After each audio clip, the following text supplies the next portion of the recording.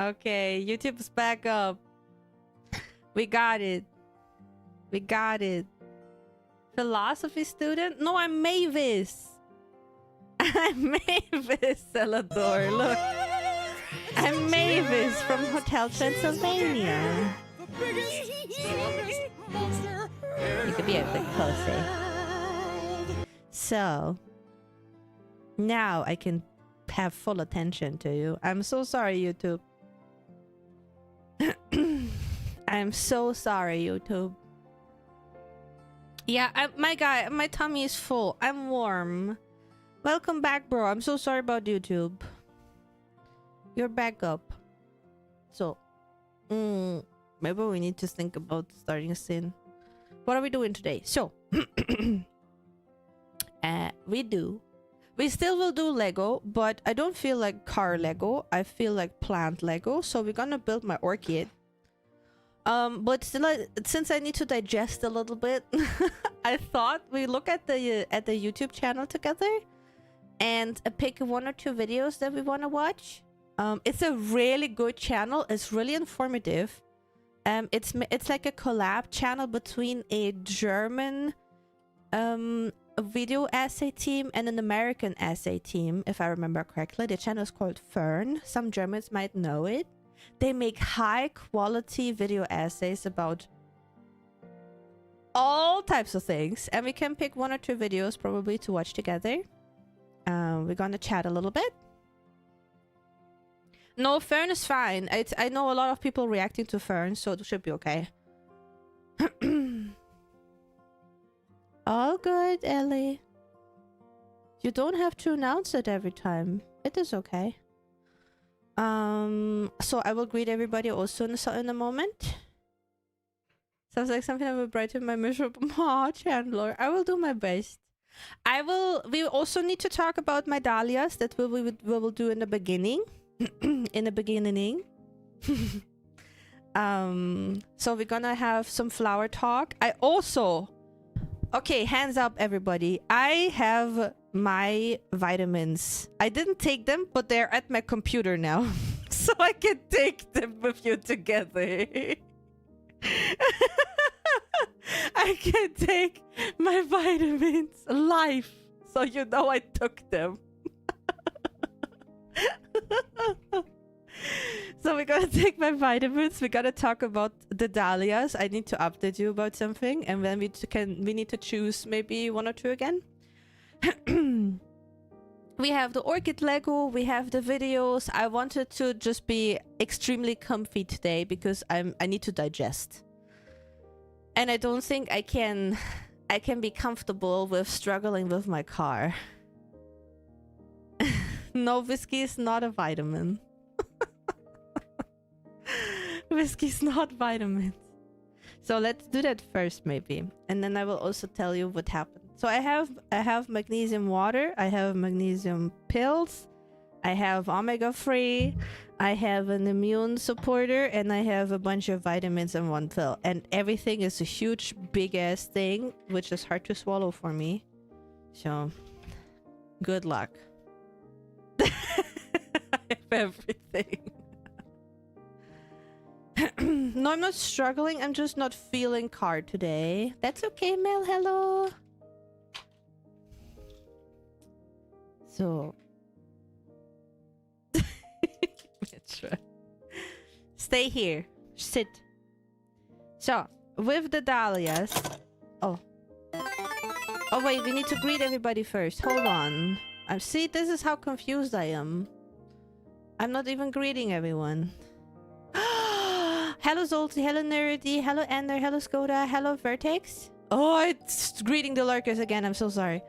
Hello Starsky, hello Monty-chan, hello Fern, hello Metra, hello SC-Pookie, hello Yusha, hello Warrior, hello Coco, hello David, hello Spirit, hello Chandler, hello Daniel, hello Ellie, hello Pixel, hello Celador, hello Bro, hello Scary, hello Strix, hello George, hello Mel, hello Louie, hello Moya, hello Stormy, welcome. Hello, Shoya. So yeah, a little update because... Hello, dog. because a couple people came here. We're gonna do, I take my vitamins. We talk about my dahlias. I will also show you pictures. Then we're gonna watch a little bit of YouTube. And then we're gonna do a little bit of Lego. We're gonna chat. We will be very, very cozy. No stress. No nothing. You know? No nothing. Thank you. So yeah, I will in a second with all the vitamins I'm unpacking right now. So with the dahlia. So I've been to the garden center, yeah? And you remember that we picked a couple dahlias together on the eBay store when we got all the other things. Yeah, Nerdy, it's the same for me. Hello, Dweeb. Thank you. It's the same for me. As a new person, sounds much fun. I'm glad. I hope it will be. Yeah, I also took a picture of Mika. He was just laying around in a funny way. So I went to the garden center. Hello, Emily. No, I don't. My weekend was really good.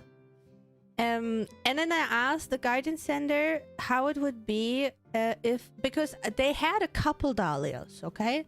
They had a couple dahlias that we picked, so I bought them.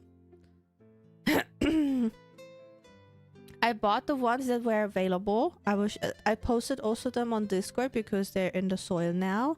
There's I think 3 or 4 I still need to plant out. But half of the dahlias we picked, they didn't have. So I was like, okay, I'm gonna ask if I can order them, if I can place like a custom order. And the thing is, hello Aftla, the thing is sadly that they do like once a year, they do 1 gajillion order to plan for the entire year. Say they're like me. They're like me. They plan for the entire year and pre-order basically everything. So if I want the dahlias on the list, I need to ask them basically in fall when they order everything. They said it's not a problem, but it is in fall. So I can't have half of the dahlias that we picked together.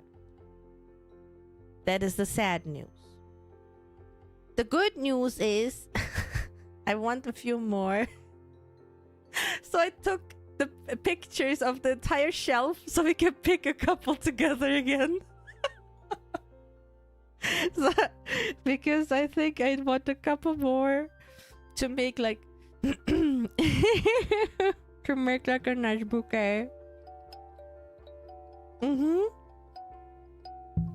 I took pictures of the entire shelf because they have pictures from every box or from every dahlia variety that they have. I will also show you the ones you got. But then let's pick like 3 or 4 other ones together, okay? But good news. Little Robert is there. Little Robert is in the soil, by the way, already. He is about to wake up soon. We got little Robert. You were so attached to little Robert, so it was so important to me to get him. Hello, Bug. We're doing good. How are you?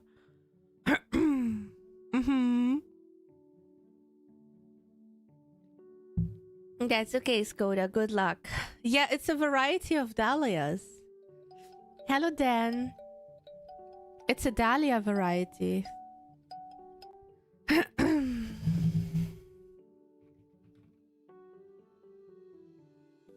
Who's little Robert? It's a dahlia. Like when we picked them, you were so attached to it that you forgot about it. Let me show it to you. So, let's pick the dahlias together. Yeah. Let's pick the dahlias together. I also have you on my second PC, so I see you. Hello, Marty. Welcome. Feeling a little under the weather? Make sure to rest nicely, Bug. Yeah. Make sure to rest nicely. So, I took pictures of everything. Well, do you want to see little Robert again? I can show him. There. Oh, which... Is this one little Robert? No, this is Jennifer. There's little Robert. Little Robert and Jennifer look a little bit similar, but little Robert is smaller. Hello, honey bun. Here. There you see little Robert. This is the Dahlia variety. Who's another Dahlia? And as you can see, he's in the soil. Yeah, Mika is here too. This is Robert. Relax. Hello, Idney. You look so fire today. Are you trying to talk like Leon? Enjoy your shower. Is that a frog? No, it's a plant. He will grow into a plant.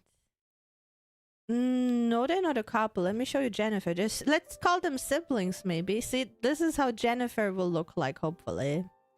It's horrible race. Okay, Idney, but still enjoy your shower.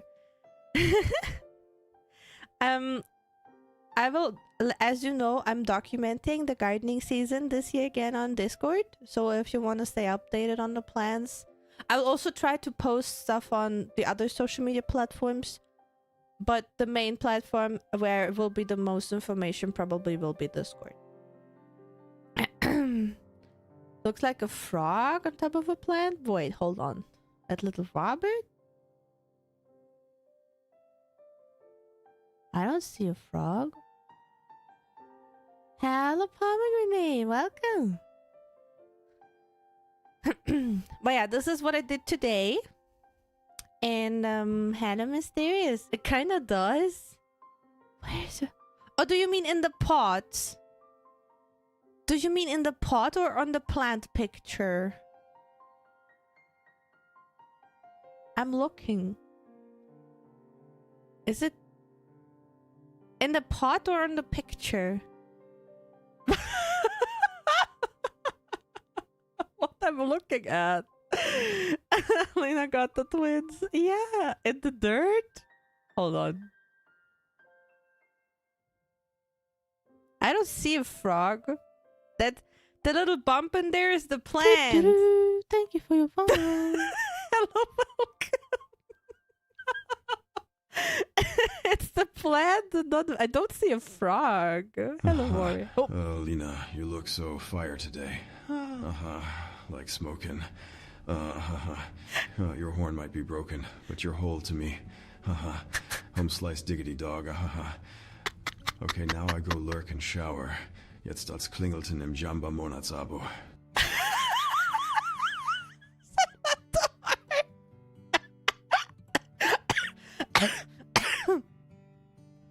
Jesus Christ.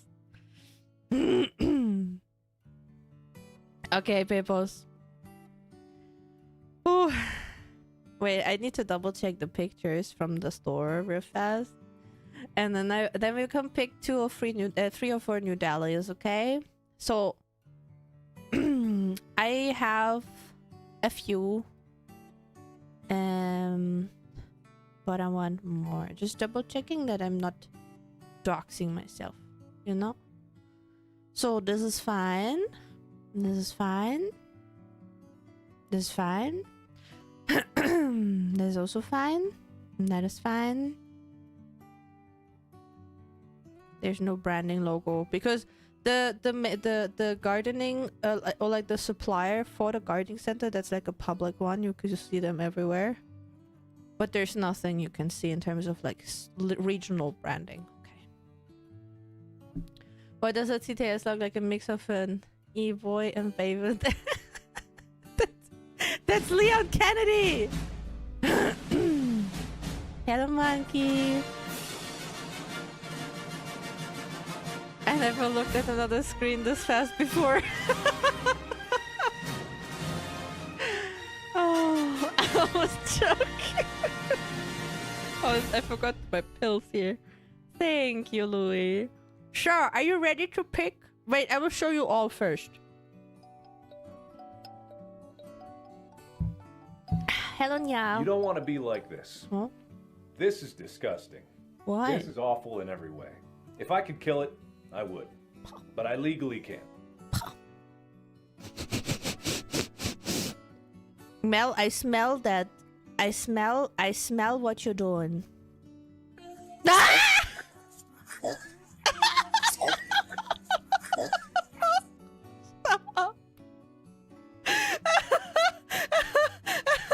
Oh my gosh. There with name on it? No, it will be a Dahlia. They're in the nursery pot. Okay, peoples. If you don't know what I'm doing here with the plants, yeah. So, listen. If you want to grow dahlias, you get them in those bags, right? And in those bags, what you get, the peonies look the same. So here the peony. Why is the picture smaller? You get like a cluster of whatever it is, a cluster of slim potatoes. Hello, Norman. Thank you. And this is how the dahlia clusters also look like, yeah? And what you do, because they're very fragile, you put them in nursery pots, Celador. So you're not fully sewing them out. It's way too not, there's not enough space for them. Like, look how small those pots are. Here, with the cafe au lait, you see it very, very nicely. The plants need definitely like double the size of this pot, basically. But you're kind of giving them already the signal, hey, it's okay to grow. No, they're inside now, so they don't get a cold shock. They're inside now. Like, during the day, I'm putting them outside when it's sunny, and during the night, I put them back in. It's a lot of hustle, I know. But you're basically giving them the signal. You also water them a little bit. But like this, they're easier to control and to monitor so they don't rot. Right? And then I give them already a signal. Hey, it's time to wake up. And so they will wake up. And in around 1.5 months, they will have already a decent size when the last frost is already here. And after the last frost, I can plant them in bigger pots, and then they can completely like they get a boost start basically like this. This is like why you put them in nursery pots first with a little bit of soil. The soil is also super loose. I didn't put any pressure on it. I just dumped it in there and shaked it, so that they get a little bit of a boost when the frost is gone. You basically just gently wake them up now. This is why I do that. Ja. Now, I will show you all the pictures I have from the shelf. And then we pick a few, okay? And then we pick a few. So, thank you. This is the first shelf. I hope you can see them nicely. Hello, Para!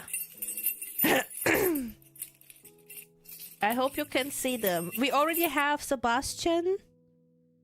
And in another mix, I already have a sneezy one. So we don't need Sebastian and we don't need the sneezy. For now, we're just looking. Okay? We will pick after this. This time it's Para. Yeah. Then we have this shelf. Or this shelf part. And here we already have... Was there even one that we already picked? No, here we don't have any of them. They were not on the list. And then we have this here. And I also have the... Is it the... Oh, we have the Cafe au lait combo. I was very happy to get that one. I was so happy about the Cafe au lait. Because last year I couldn't get them. Claire? Where's Claire Obscure? So many different flowers and dahlias. Yes, it's like Dahlia is the main category basically. And the last one. And the varieties have the different names. There is Claire Obscure! What? Is Dahlia a brand? No, Dahlia is the flower type. Dahlia is a Luna Claire Obscure. Holy shit! Hold on. You are, yeah, I can't. Yeah, if I don't get this, you will be so mad at me. Let me write it down. Wait, let me write it down in Notion. If I don't buy this one, you will be so upset at me. I can already feel it. And when I'm the next in the store, so I get there. Tuesday. Yeah, I could go Tuesday. To do. Get the rest of the dahlias. You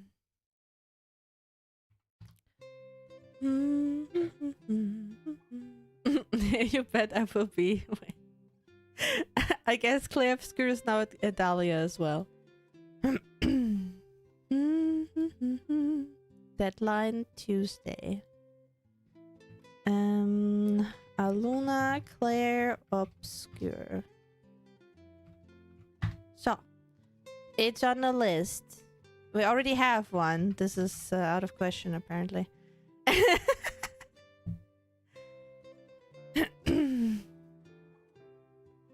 Alright, so we already have one.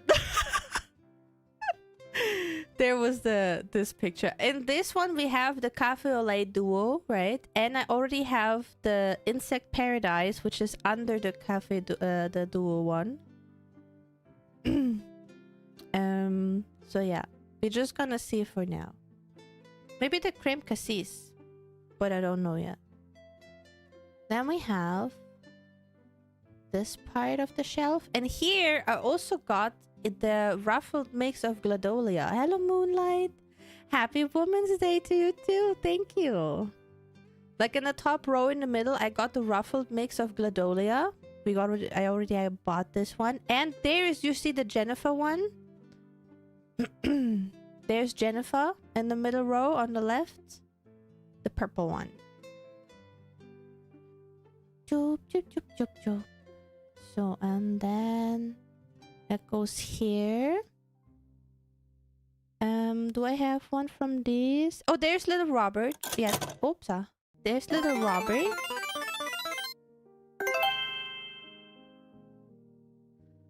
I kind of like the name Sunny Boy. Yeah, Monkey, for you it's a bit difficult because of the colors. I know. I know. Mango Mousse. Where's Mango Mousse? Oh, it's one of the previous pictures, right? Hello, Jonathan. Mango Mousse is the previous picture. Where is it?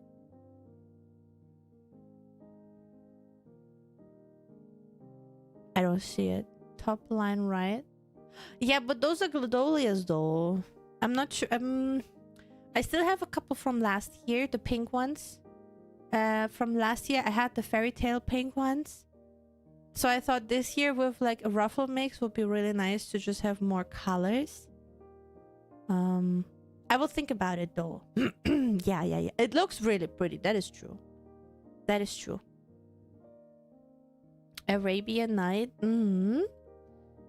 So I'm gonna pick up this picture again.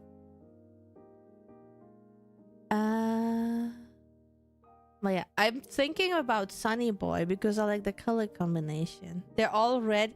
Monkey, I know it's difficult for you. I know. Don't be upset. And then we have this picture. There we have also like some duos and triples. The white Dahlia also looks really nice, like next to my face, this one here. And then there are also like a few in the bottom. Imagine they're all different red. I mean, some of them are. They're all green. Wait, Daniel, are you also colorblind? Mystery Day. Yeah, I think. I'm gonna check real fast. The thing is, I don't want to have too many double this year or like similar. I mean, Little Rubber is like the opposite. We will see. We will see. I still have 3 pictures to go. Then we have these ones. I mean, that is fair. It's a nice combo, yeah. It's a nice combo. We have these ones. Or there you also can see, hold on, I will make it bigger because I can't read the name. The duet has also a similar color, see? Probably it's like a difference in size then. Like usually the varieties sometimes look fairly similar, but then they have like a very tiny bit of difference, see? And then we have this picture. There are also some lilies. I had one lily, but the thing is, I couldn't bring her out properly. I don't know. I'm not good with lilies, I think, but I just wanted to fully capture the. There's also like the go-go yellow dahlia. These are all dahlias, almost all of them are dahlias.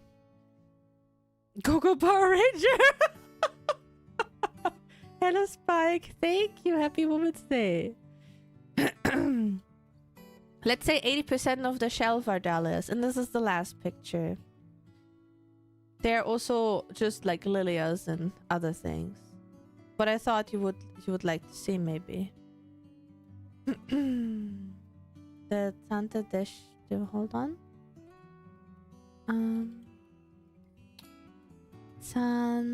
Oh yeah, there's like a. I see what you mean. I usually think they're more like indoor plants. I'm not sure if they can handle the heat on the terrace. Actually, I'm not sure if they can handle the heat. That is my problem with them. Frisia, that is a plant. Yeah. 15 oxalis, iron cross sounds metal. Find those. Yeah, let's focus on the dahlias, maybe gladolias. We have so many new plants this year that we picked already, and I still try to get the salads going, so this will be already difficult enough. Hello, wordless. So let's focus on things I know about.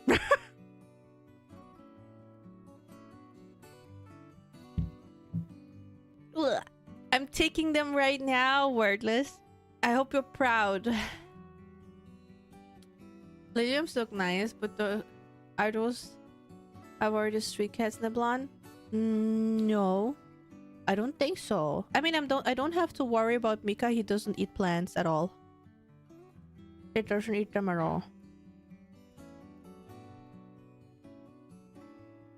I mean, we can try a lily, but I can't promise you that it will survive. Like I said, I had one, and she just didn't want to come out. She just didn't want to. So, but now that you got a nice overview of everything, in terms of color, right now with everything I have a lot of pink for some reason. I have a lot of pink and white-ish kind of thing. So maybe we can find another yellow one. You shouldn't force coming out after all. I mean, the plant has to. The plant should come out. She was shy. She was shy for 2 years, man. I had her for 2 fucking years. And then she died on me. Thank you, Para. 24 months. Where did the time go? Really? Where did the time go? 2 years. Tropical plants, they can withstand the heat. I mean, freezing is fine, no. I can protect it from freezing. Let's start from the beginning again, shall we? So we have here. So what I don't like, yeah? Oopsie. I make it bigger so we can look better. I don't like dahlias that look like this. I think they're just too fuzzy, yeah? They're just too fuzzy. I'm not in the tropics, no. I'm in the mountains. I don't like the fuzzy ones, so please no fuzzy ones, okay? I think the clear obscure is like the maximum fuzziness that can be. Yeah, but the heat. I mean, it is. There are different types of heat. That is the problem, and we have just blasting sunlight. If I don't protect it, how are those flowers even still the same plant? They look so different.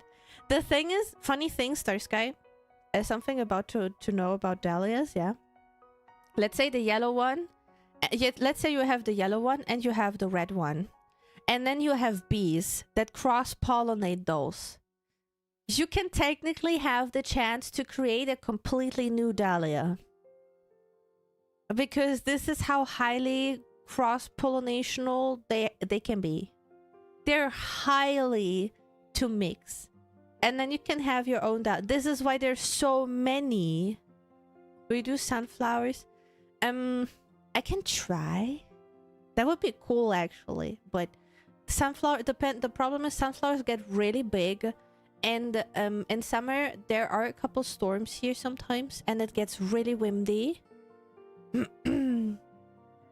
So I can't even count how many times my tomatoes fell over. And the thing is that because sunflowers can get really if I find a small variety, that would be a thing. Are they edible? The flowers not. The tubers, yes. You can eat dahlia tubers. It's like a mild flowery potato. They have considered to get sunflower seeds. I mean, I have sunflower seeds because I like to eat them. Dahlias are sluts of the flower world. I mean, they just want to reproduce. No. Dahlia tubers. The same as peony tubers. Yeah, you can eat them. It's a vegetable, basically. You can eat that. So yeah, no fuzzy ones. We have already too much pink. I mean, the dark one looks really nice, right? This one also looks really nice. And like I said, Sebastian we already have. Oh, Pacific Jewel is double there. Okay. We also have the Sneezy already. Hello, Azan. What's the pink and white Oh one? girl, did you know that This the one? heart pumps around 7,570 liters of blood per day through your body? Yeah. But not mine. Because you stole my heart, Riz. Oh, Azan. Azan. Thank you, Salty. Hello. If you put sunflowers in smaller pots, they don't grow big, if I remember right. And they're sized for balcony too. Yeah, I know there are like balcony sizes, like small varieties. I can check in the garden center. They don't have many things out yet though. What a great name. I mean, yeah, but Sebastian we have. So Sebastian is already here. The heart wasn't stolen from Resident Evil way. Yup. Yeah, did you mean the Pacific Jewel one as the pink and white one? This one here in the middle? So Mel wants I will just write down sunflowers. I will write it down. I will not promise. Okay? I can't type small. I wrote small so they don't get too big. Those are definitely nice. The Pacific Jewel.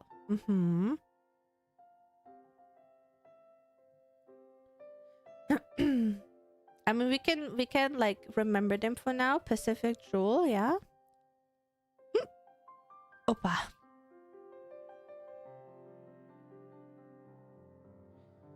Lena-sized sunflowers? No, it's not me. I'm not small.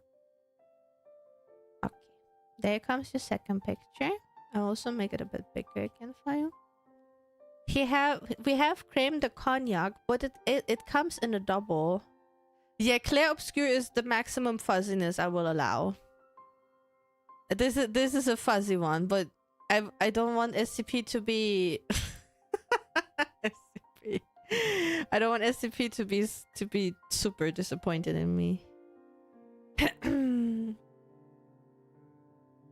So there we also have Pacific Ocean looks really nice as well, right? You should also sing to the clear obscure one. I find it funny that there's one Dahlia that is called Pulp Fiction because of the movie. What I noticed though, if you look at it, the leaves look very, very black, right? The leaves look really black. I wonder if they really look like this, like on the picture. And the shape of the impression famoso looks really interesting. It has like a different shape in this kind of case. Could be edited. Yeah, could be edited. We never know. That is the problem with those pictures. And this time I finally like note them down properly so I can like take my own pictures. And then when I store them over the winter, you do like the Pulp Fiction? By specific ocean of blue? No, it's like a nice peachy pink orange combination, I think. Crossbreed. That's the thing, because like you never know, and before a dahlia fully flowers from seed, it takes quite a while. So having dahlias from seed is very time consuming. Are there blue dahlias? I don't think so. I don't think so, actually. That doesn't want to breathe. No. What? What a wild thing to say, man. I mean, we can try Pulp Fiction. It has a nice red orange to it. Pulp Fiction. I'm gonna write that down for now. I mean, Creme de Cassis also looks nice, but I already have so many pink ones. I don't want to have too many pink.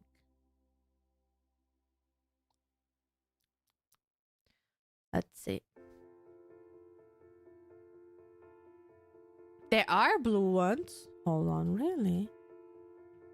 Blue dahlia. Flower. I only find the movie. Huh? They look weird though. I'm not sure if they are real.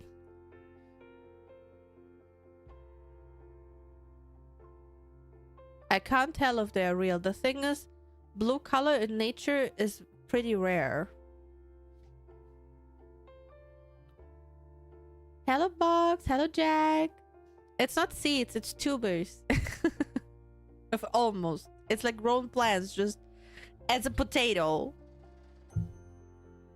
But yeah, from here we now have the Clair Obscure, and Pulp Fiction. Do I want to write down Impression Famoso? Hello Maker, welcome. Do I want to write down Impression Famoso? I'm just getting too many plants again, man. Maybe purple bluish. I think the hortensia can be blue because of the excess acidity in the soil. Maybe we can get a hortensia instead as a blue one. Yeah, we have the Clair Obscure on the list. Rumi will be mad. I mean, the flower bouquets were really nice. And Rumi benefited from it, so... My flower bouquets were used as gifts. So, maybe I can get away with it. Maybe I can get away with it. So, next picture is this one? I think so. There we have a mix with yellow, pink, and white. I think we can just move on with the normal ones. Classic plant mama. It's doing really good. There's also pom-pom mix. But like we already have the cafe au lait here. I really wanted them last year already, but now I have them. Yeah, maybe. Maybe. I mean, there is the creme de cassis and creme de cognac, but again, it's a pink one. If we need more like orange or yellow, maybe we can get the creme de cognac by itself, but not as the combo. And from here, I have the one in the middle there. For the bees, you know, for the bees. I think this is fine. I need to plant them out as well so they can grow, like get a little boost. I think from here we don't need anything. But yeah, here, this is where we also have the gladolias. Heard cognac, you have my full undivided attention. I see. Okay. Rest nicely, monkey. So, yeah, like I said, I already have the ruffled gladolia mix. So, I'm pretty fine with them. And I still have a couple pink ones from last year. Thank you, Migaru. And we have the Jennifer one, right? We have the Jennifer one. So, what about this one? The Summer Glow one. Look, this one's called Cookie. How do you like the Summer Glow? No, we have fake plants because of safety, and also you have to take care of it and stuff like that. It's pretty difficult, so real plants are not allowed, no.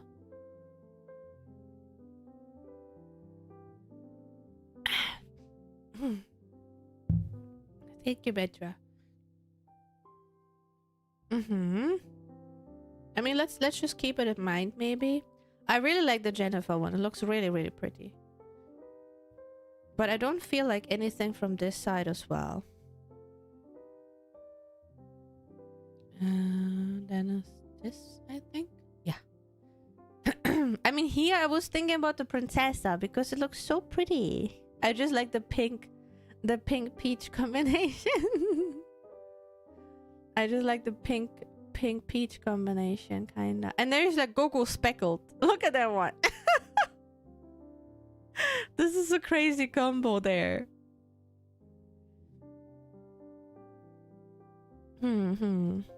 What should we do? There's another Pacific view. No, the other one was different. No, wasn't it Pacific Ocean? This one I had last year, by the way, so we will not get this one. I had this one. And there's little Robert. I'm still thinking of Sunny Boy, man. Coco speckled. The person who found it the first, I guess, named it like it. What about Sunny Boy? How do you like that one? I really like those pom-pom ones. Yellow do be pretty. I mean, we can write it down for now and then see at the end how many we have.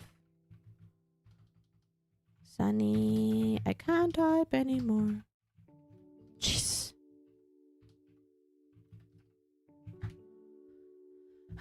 Google Specker sounds like a SpongeBob thing.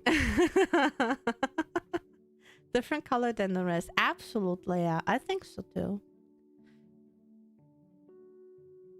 I think we have a couple smaller varieties like this one, like the sweetheart one, so I'm not feeling these anymore. And the sneezy is a white variety. Oh, Little Robert we have, Box. Little Robert is already in the soil at home. He is already in his waking up pod. He is there. But yeah, Little Robert was very popular when we picked the plants the first time.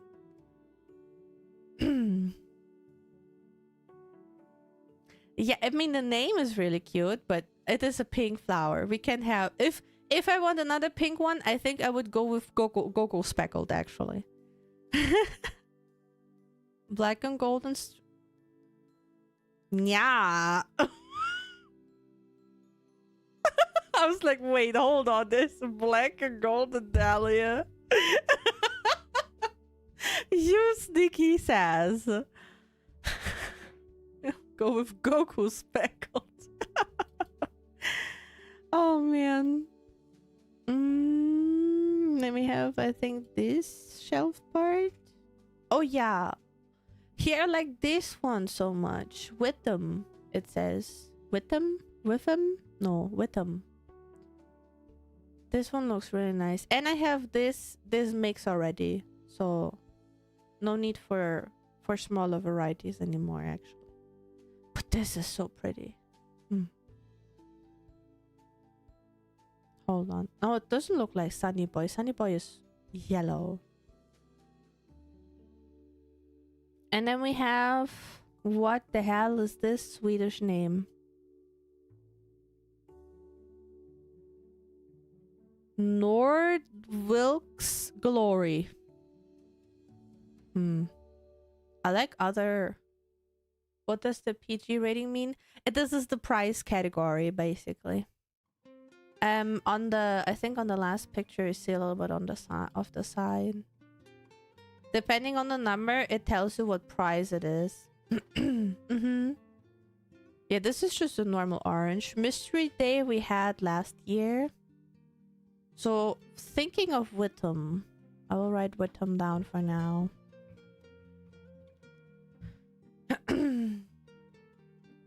No, it's just like from who discovered it, probably. So, and then we have this. Lady Cafe Ole we already have. Miss Millie is interesting.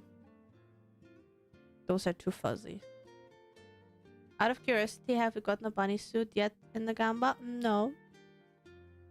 There are no animal ears in the Gamba.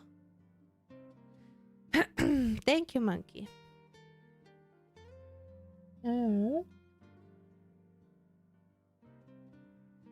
Thank you, monkey.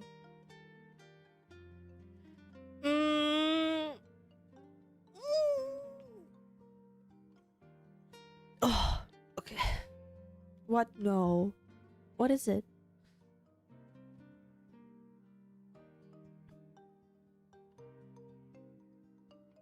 I was about... Wait, hold on. Why is the dude here and there? But it's covering another variety, but it's also pink and white.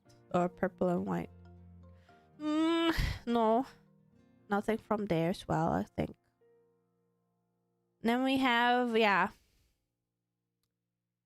We just have the Go-Go Yellow, but I'm really happy with the Sunny Boy. Hello, Lucifer. Thank you so much.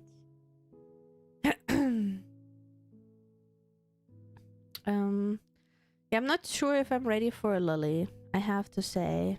Definitely need the cat ears back.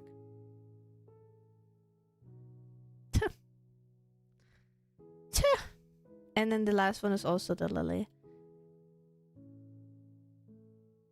So let me round it up. We have how many? This is the sunflower. It doesn't count. I mean, we have 5. That's not bad. That's not bad. We have 5 new ones. Should we wrap it up with them then? I think that's a good number too. So then we have the Sneezy already.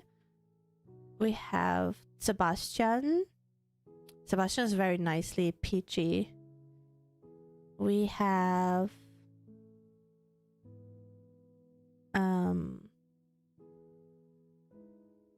the Clair Obscure. Should we get the cognac? SCP, what do I get if I get the cognac one as well?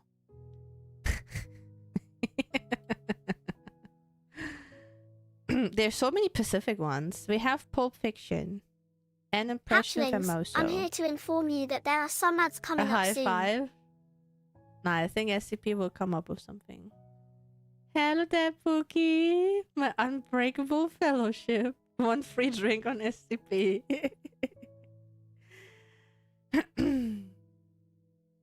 Thank you there, Pookie. Cream the cognac.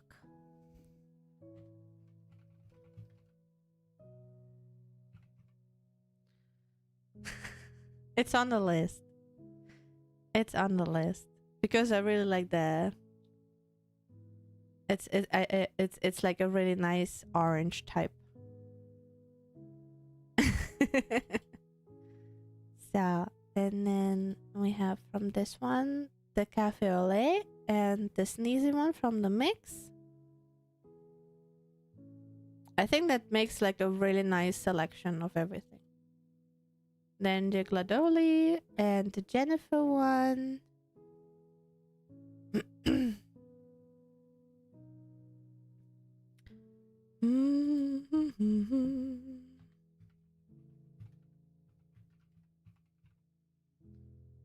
So, I think we are very colorful this year again. This will be really colorful. And also like with all the different shapes they come with, right? And then we have the Sunny Boy with the yellow. I think it's a good mix. I think it's a good mix, yeah. Definitely. And then don't forget we also have peonies. I saw them there too and I was like, I need them.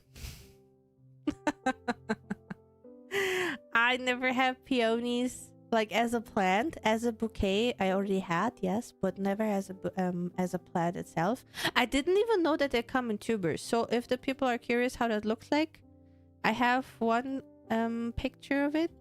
Here you see, this is a peony tuber, and the Dahlia ones look very similar. It's just a bit more yellowish, basically.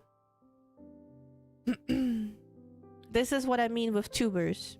It's like a tuber cluster, and out of the middle they will grow, like you can see like the little claw thing on the top, right here, this thing, this one in the middle. This is already the leaves pushing through. They're really far already, so I had to get them out today.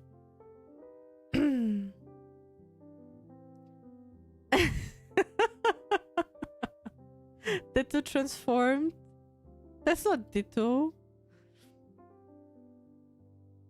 That's not Ditto, but yeah, I was like doing my best planting them out today. So,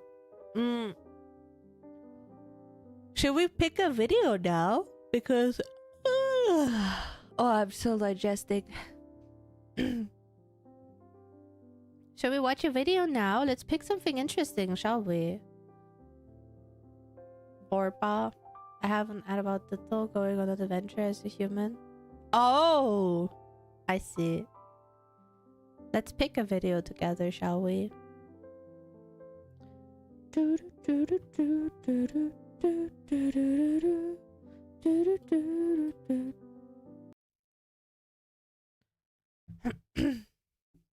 Oh, I don't see it. Cinema. Ah, that's why. There. Hold on, it's very there. So this is the fan channel. A very informative channel, by the way. Highly recommendable. They make like essays about different things. I would not like to watch this one personally. But maybe like a billion Coca-Cola machine would be interesting. Or maybe something from Disneyland.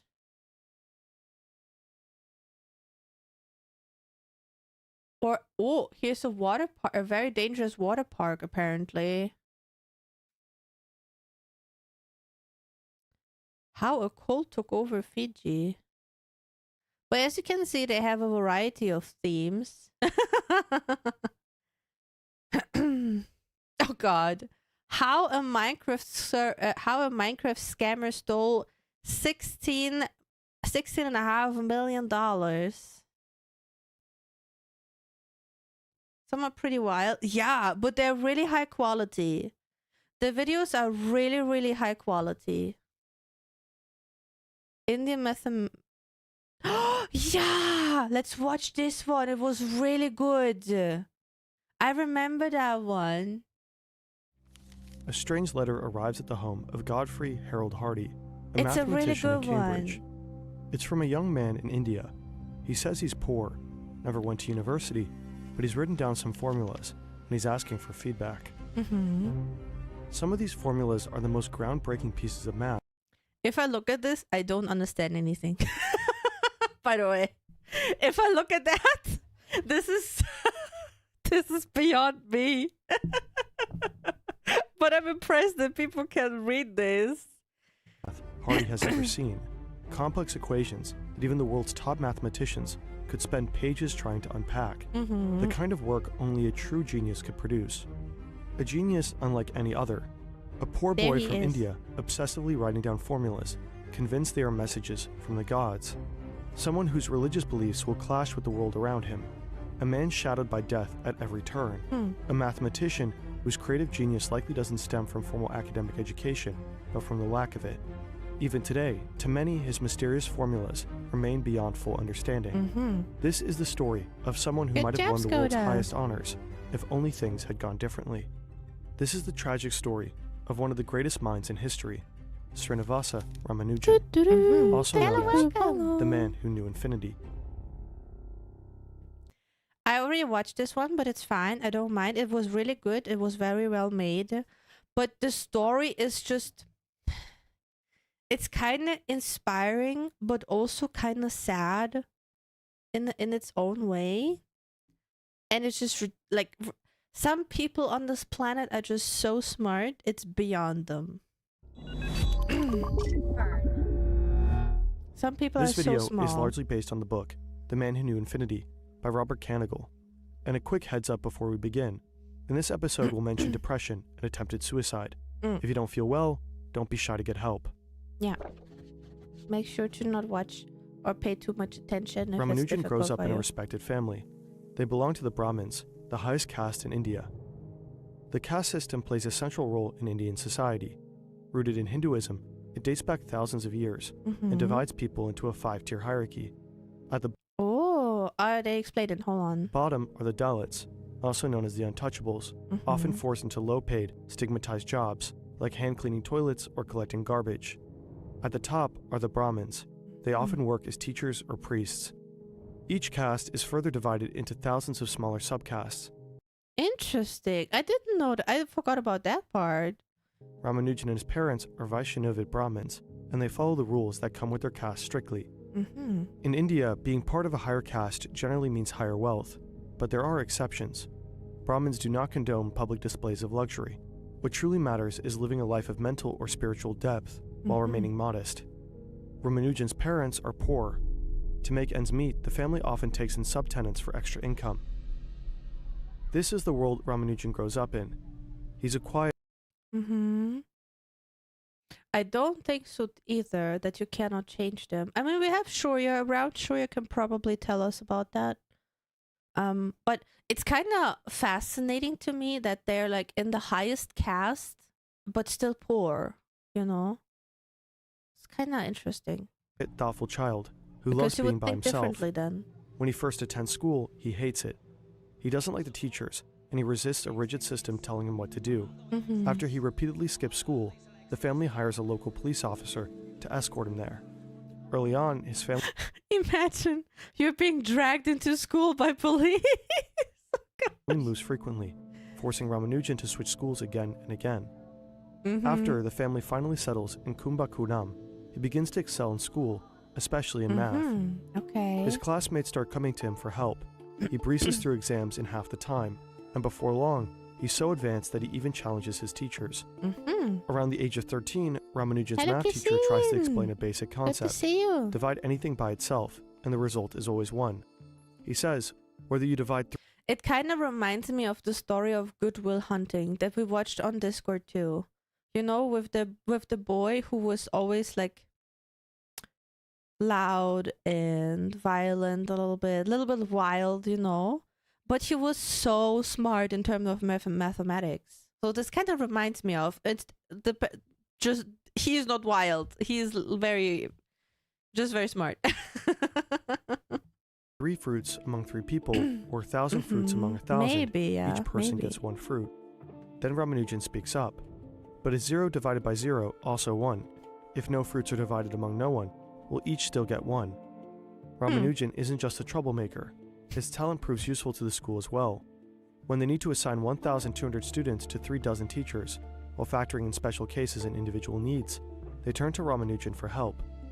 Imagine you're so smart that the school is asking you to distribute resources. Because you're so smart as a kid. But his true talent goes way deeper.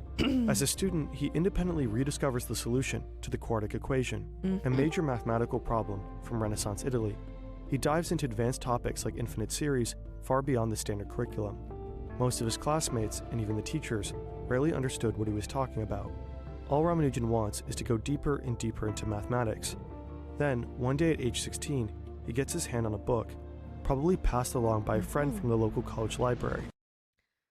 A synopsis of elementary results in pure and applied mathematics, containing proportions, formula, and methods of analysis, with average demonstrations, volume 2. The book isn't exactly a page-turner. It's basically a list of 5,000 equations and theorems, lined up one after another, I with couldn't almost no even look at explanation. this. It was meant to help math students cram for a specific exam. By the time Ramanujan gets a hold of it, it's already more than a decade old. But Ramanujan becomes completely absorbed by the book. He dives into its dense pages, studying those complex equations. In math, proof is everything. Mathematicians have to show, step by step, why equations like these are always true. But Carr's book rarely provides any proof. Really, Monkey? Instead, Do you know it that leaves the one? reader to figure things out on their own. For Ramanujan, every equation in this book is like a puzzle, begging to be solved. He tackles them using his own methods, far from anything you'd find in academia. The book leaves a deep mark on him, but he does. I wonder though, like how he can do this by himself. This is like interesting in terms of what he can do and how he, I mean, there are people with talents, right? Is this what you could technically call a talent? No, I'm not, Kishin. Stop saying that. Doesn't just study the numbers, he develops a kind of religious devotion to them. Ramanujan is a devout Hindu with deep faith. He often visits the local temple and takes part in ceremonies and rituals at home. But his devotion goes beyond caste tradition. He regularly prays to the family goddess, Namagiri, and is determined to follow what he Similar believes to to be being her special will. awareness. Maybe. The boy credits all his extraordinary mathematical Yeah. abilities to the Oh, gods. Kishin, can you go to a doctor? He doesn't see math as a human concept. He sees it as a window into the deeper structure of the universe. We are watching the Indian genius nobody understands. An equation for me has no meaning. It's unless it a expresses video the thought essay. of God. Math explains our world, the entire universe really. Ramanujan might have liked having a picture of a remote galaxy in his bedroom. Well, you can, on a robust and beautifully designed metal poster like this one, by Displate. We have a It's little easy ad to set coming. up. You just put the sticker on the wall, press the magnet on it, and the poster will hang nice and steady. Cookie has apparently Thanks a to the couple of magnet, them. you can switch posters just as easily. There's on big You can screen pick now. from over 2 million artworks, original art, and officially licensed designs Mhm. from movies and video games. For extra quality, check out Display Textra, posters with 3D printed details and selective gloss. You can scan the QR code or click the link in the description and use the code FERN to get between 23 to 33% That off. was a smooth ad And in just transition. 4 to 5 work Yeah, this is why, because this channel is based, like half based on Simplicissimus Star Sky, and they're also really smooth with their transitions. days, you can have your own window Oh, into do the you universe like it as a right at home. cookie? Is the quality good? Shortly after discovering the book, he I finished heard school it is. with top marks, not just in math, but across the board. The school's director even says he deserves more than an A+. Ramanujan, he says, was off the scale. Ramanujan is driven to become a great mathematician. He's already something of a local legend If for you his pass out, uncanny math Skoda, good skills. night. He even earns a scholarship to the college in his hometown. But this is where things begin to The fall pic apart. quality is really good. For the first time in his life, Ramanujan faces real failures. The Ooh. college expects him to attend multiple different lectures, but he's beginning to lose interest in anything besides math. While his professors lecture, It's like I can relate to this so much that if you just are not interested in something, that you just can't do it. You can't even force yourself into it. And I feel this so much. I hated school for a good while because I was just having a hard time.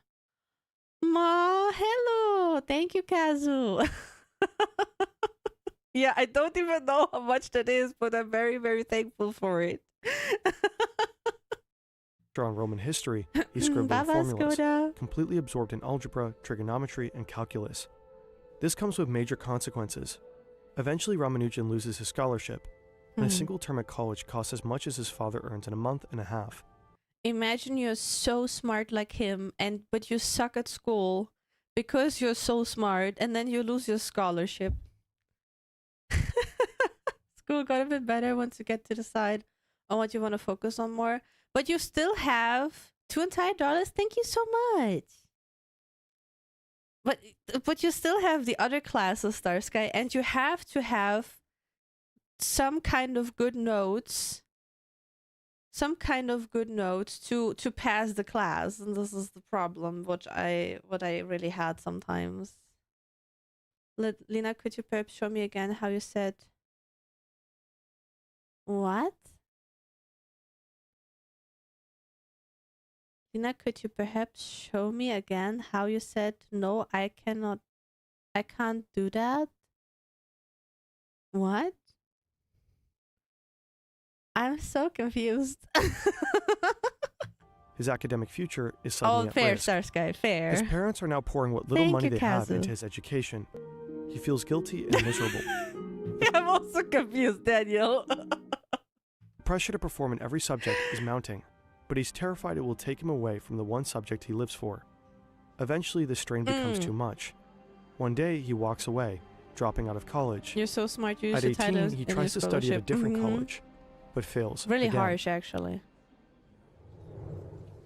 By now, Ramanujan is in his early 20s and desperately Also, look how in which timeline he was living. This is over 100 years ago where it happened, right?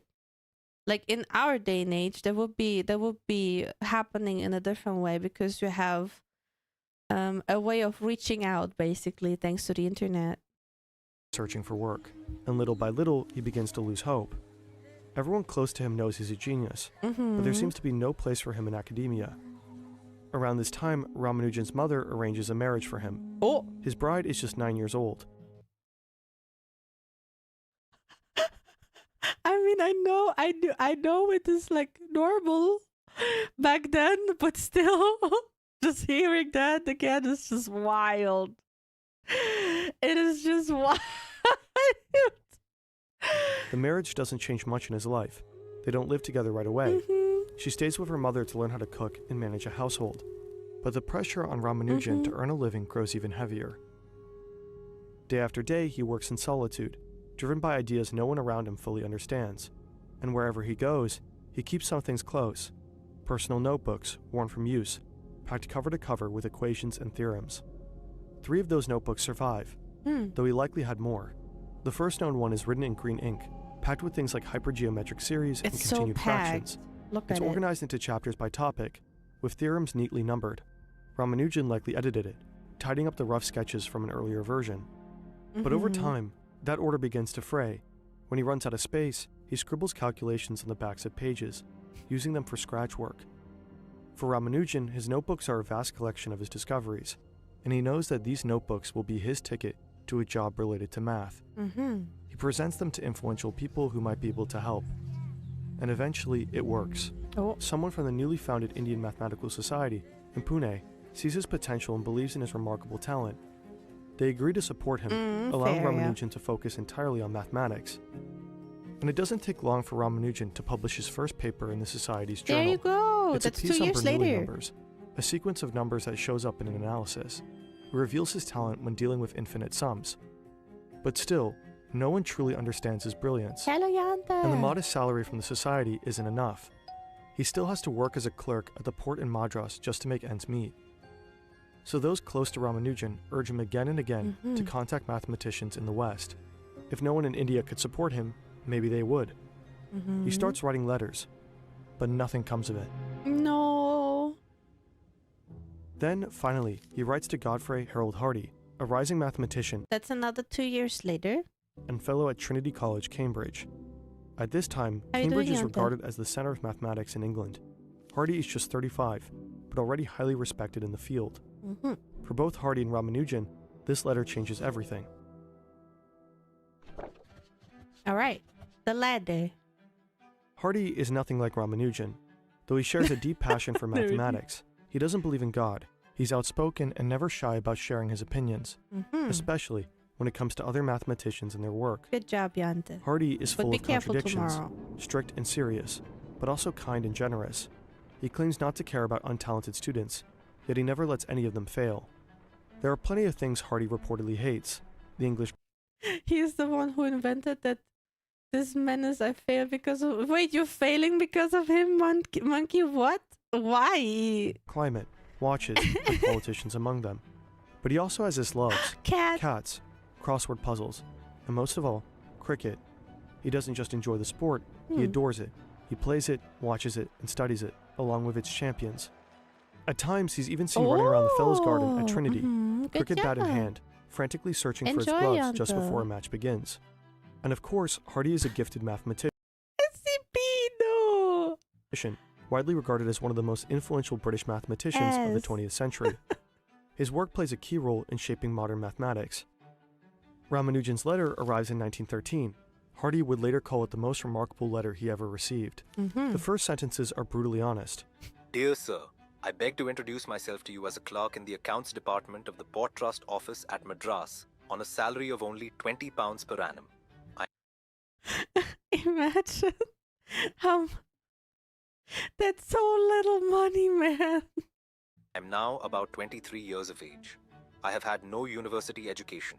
Ramanujan writes that he's been doing mathematics in his spare time, and he doesn't shy away from being called a genius either. I have not trodden through the conventional regular course, which is followed in a university course, but I am Oh, striking out a really, new path for monkey? myself. I have made a special investigation of divergence series in general, and the results I get are termed by the local mathematicians as startling. To catch Hardy's attention, Ramanujan refers to a paper Hardy had published. In it, Hardy referred to a decades-old prime number theorem. Did you know there is a cat recognized as a scientist because her owner put her name as a... No, I didn't. Stochastics? Ugh. A nightmare. He had asserted that a specific term's precise order has not been determined. A In nightmare, the letter, that's what it is. Ramanujan disagrees, and he even provides a solution. To Hardy, this sounds insane. A poor clerk You can see his jaw dropping every time he gets into the frame. That's so nice. Like, this is a neat detail that I really like about it. without a college degree claims he knows better than some of the most famous mathematicians in history. But Ramanujan doesn't stop there. He's attached at least 9 pages filled with equations, hoping they might be published. And, of course, he wants Hardy's feedback. Hardy He's like, studies "Oh." the pages, neatly arranged equations, laid out in the style of Carr's book. But the content is unlike anything he's ever seen. The numbers and symbols are familiar, but their arrangement feels alien, as if they came from another world. Some of the equations are crisp and clear, but seem outright impossible, like the one where Ramanujan claims that rather than infinity, the sum of all natural numbers can be written as minus 1/12. A statement that surprisingly turns out to be true, See, his mouth just opens little by little more. although not in the way we usually add numbers. Instead, it relies on highly advanced number theory. In Ramanujan's notes, there are hardly any explanations for what he has come up with. Hardy's first reaction is suspicion. This has to be some kind of hoax. He sets the letter aside and picks up the newspaper, just like any other ordinary day. It's like, But the letter continues to linger on his mind. What if this poor Indian clerk is actually brilliant? Hardy shows Ramanujan's letter to almost everyone around him at Cambridge. He sends parts of it to experts in specific fields. And he reaches out to a colleague, John Littlewood. He's just 2 years older than Ramanujan, but unlike him, Littlewood had received the finest education. And like Hardy, he's already regarded as one of the leading mathematicians of his generation. The two spend hours poring over the formulas. After a while, they make a discovery. Not every formula is new. Even so, only a mathematician of the highest caliber could have produced work like this. The more they analyze the work, the more dazzled they become. Hardy and Littlewood are convinced that even the toughest exams wouldn't cover the kinds of theorems he's creating. I wonder if this inspired Good Will Hunting because it's just so similar in terms of story. Most of the didn't fail my course because of math. Really? He wrote half his paper using we instead of I. So to not redo the whole thing, he put his cat as a co-author. That's so cute, though. They're just too advanced. That's so cute. Just before midnight, they reach their conclusion. These formulas must Hello, be true, cat. because if they were not, no one would have the imagination to invent them. This isn't merely the work of an exceptional mathematician. This is the work of a genius. Hardy decides to write back.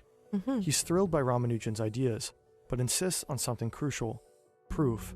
Rigorous, step-by-step documentation showing how Ramanujan arrived at his formulas. Hardy makes it crystal clear. Without proper proof, the value of his work can't be properly judged. But Ramanujan never truly learned how to provide proof. His favorite book, a collection of formulas, rarely provided any, and the Indian education system at the time didn't emphasize that either. That's a high dropout Still, rate. Hardy's letter is full of encouragement. He writes that he's deeply impressed Ramanujan developed all of this without a college education, and that his work could in fact be published. If you can produce satisfactory demonstration, I should be very glad to do what I can to secure it. Hardy wants Ramanujan here, in England. Absolutely, Salador. Absolutely. When Ramanujan learns of the invitation, his mind starts to race. Oh. But he can't go. Not because of his failed exams or missing degrees, True. but because of his faith. As a Brahmin Hindu, Ramanujan isn't allowed to cross the sea. For him and his family, these rules matter deeply. If a devout Hindu like Ramanujan were to travel to England, he could be expelled from his caste. Yeah. He might no longer be welcome in the homes of his friends and family, or even be allowed to enter That's a a temple serious again. thing there, yeah. For now, Ramanujan is tied to India. Still, with Hardy, there is finally someone who listens to him, someone who takes him seriously. His letters move him deeply. When he replies, he doesn't... That is still the issue. They don't know how to prove anything. Really?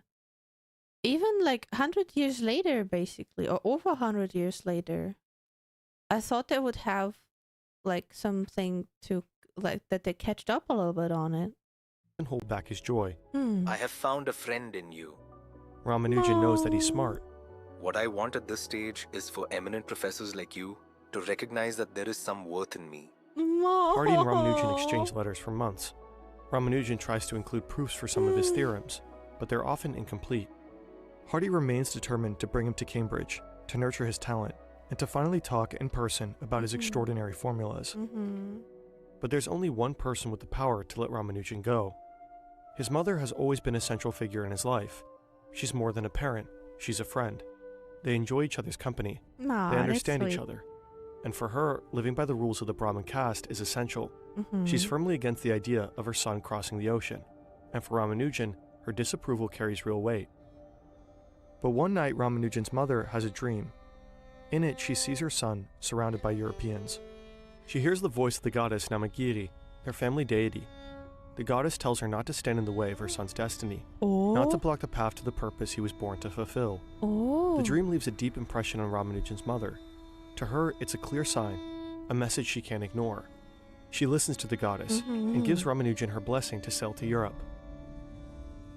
There he goes. Meanwhile, Hardy and his colleagues do everything in their power to secure him a scholarship.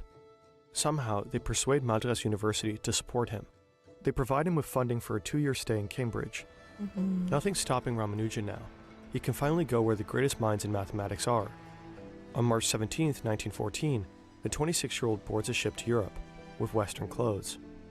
But his new life in England will be nothing like he imagined. Eventually, this foreign country will break him. The journey. Thank When you, Ramanujan arrives Kissy. in London, he's overwhelmed. Nearly 5 million people live here, 10 times more than in Madras. The city is fast, loud, and vastly different from Ramanujan's quiet. Yeah, that's like a insane culture shock. Yeah. That is an insane culture shock. Imagine. And also the fog. You know, back then the fog was real. Life in South India. In the early days, one of Hardy's colleagues looks after Ramanujan. London. He even lets him stay in his home. Later, Ramanujan moves to Whale Court in Cambridge, just 5 minutes away from Hardy. In this unfamiliar world, Ramanujan faces new challenges. He now eats with knives and forks, something he finds awful. Hard metallic things penetrating the mouth, he says. And he struggles to remember the English names of the people he meets. Still, those early days have their joys. Spring arrives with beautiful weather, and for a moment, everything feels full of promise. Ramanujan is simply happy to be in this mathematical heaven, where his ideas no longer draw puzzled looks.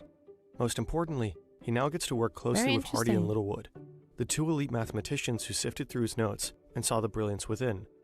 Ramanujan meets with Hardy in Littlewood several times a week.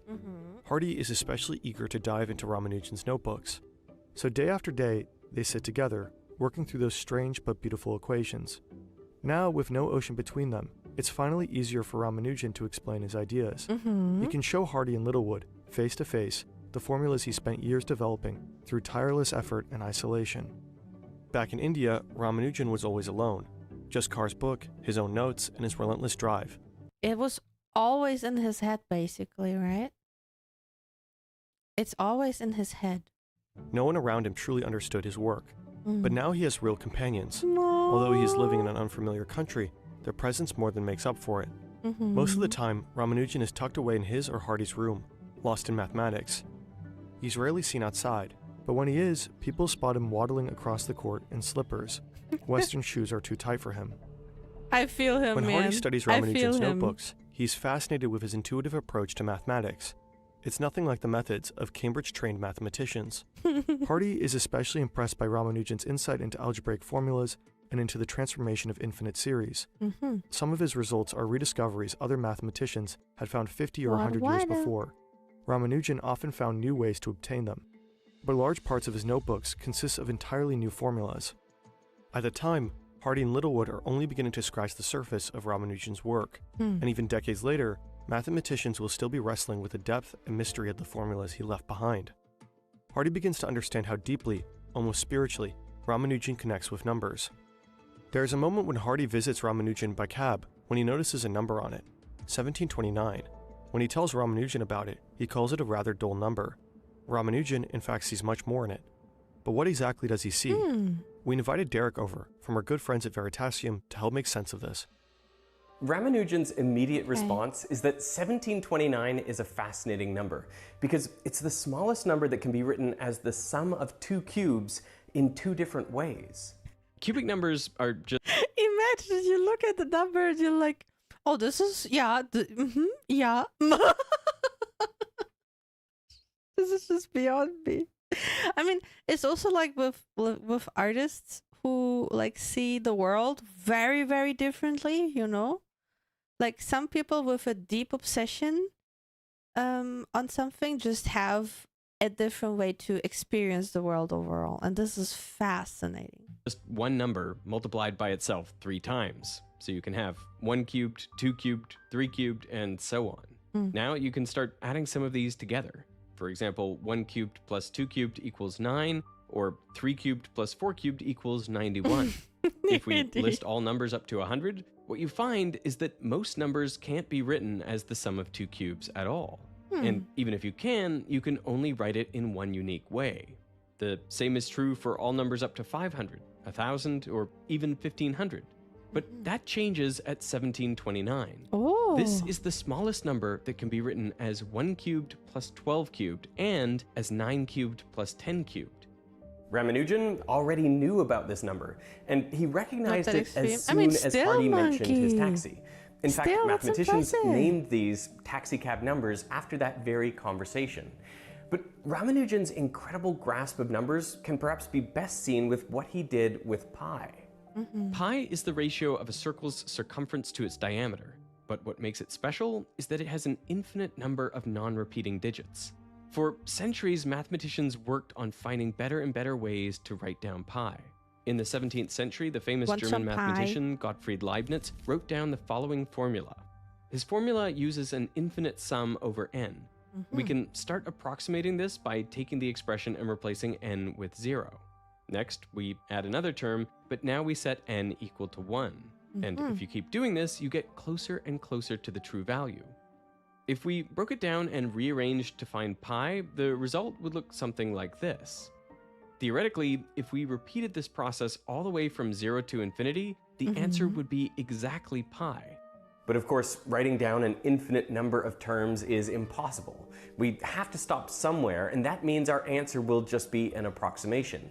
The more terms we add, the better the estimate. We can see this on a graph. For each additional term, the result of the Leibniz formula bounces around, but it slowly gets closer and closer to pi. Using this method, after adding the first 10 terms, we have an answer of 3.0418. Well, that's not very good. how about 1,000 terms? Now we get 3.1405. Better, but still not great. In fact, there's still a lot of wiggle room if you like look from here, and then you go like even closer to the pi at the end, basically. Using the Leibniz formula, we'd need to add millions of terms together to get just a few correct decimal places. This wasn't good enough for Ramanujan, and so he came up with his own formula. What's remarkable about this expression is that by adding just one term, you correctly calculate the first 8 digits of pi, which is better than the estimate we got from Leibniz's formula when we added 1,000,000 terms. The result is so good that looking at the graph from earlier, Ramanujan's estimate immediately sits right on top of the true value of pi at this scale. You'd have to zoom way in to even see the difference. Somehow, Ramanujan derived a formula for pi so powerful that even decades later, it was still used to correctly calculate millions of digits of pi. And then remember, he did this all by himself, being mainly isolated in his room with only books around, right? This is absolutely crazy. That's just one part of his legacy. Other formulas have found surprising applications in modern physics, like no formal including areas education, like nothing, string theory. Remarkably, part of his work is so deep and cryptic that mathematicians are still trying to understand it today. We're huge fans of Veritasium. A while ago, they published an amazing video on a special method Hardy, Littlewood, and Ramanujan came up with. Go check it out. Link is in the description. Hardy sees Ramanujan's talent and wants to help him publish parts of his work. But he also knows it needs a lot of polishing, No, it's an improving the essay. English, It's a video essay. refining the notation, Don't run away. shaping the results. So Hardy steps in as Ramanujan's editor. In 1914, Ramanujan publishes his first paper in England, a study on approximations of pi. It's work he began back in India, and he likely could have gone on publishing directly from the notebooks. But over time, Hardy encourages him to go further. He wants Ramanujan to create new mathematics, using new methods he's teaching him. So for now, Ramanujan sets the notebooks aside. Definitely, Daniel. Hardy's guidance sparks new enthusiasm in Ramanujan. Just a year later, he publishes 9 papers. One of them focuses on what he calls highly composite numbers, numbers with more divisors than any smaller number. Hardy praises the extraordinary insight Ramanujan shows in the work. One day, Ramanujan tries to explain the concept to a student and another mathematician. As he flips quickly through the pages, sharing idea after idea, the mathematician struggles to keep up and ends up with a splitting headache. Ramanujan is happy. His scholarship pays well, nearly 4 times the annual salary of an English industrial worker at the time. And he has something just as valuable as the money, the freedom to focus entirely on his mathematics. Ramanujan goes on to publish one remarkable paper after another, with Hardy helping to polish the proofs and sharpen the presentation. They even collaborate on projects. But at the same time, life is growing more difficult for Ramanujan. No. The final problem. Let's see. Ramanujan is in England at one of the worst possible times.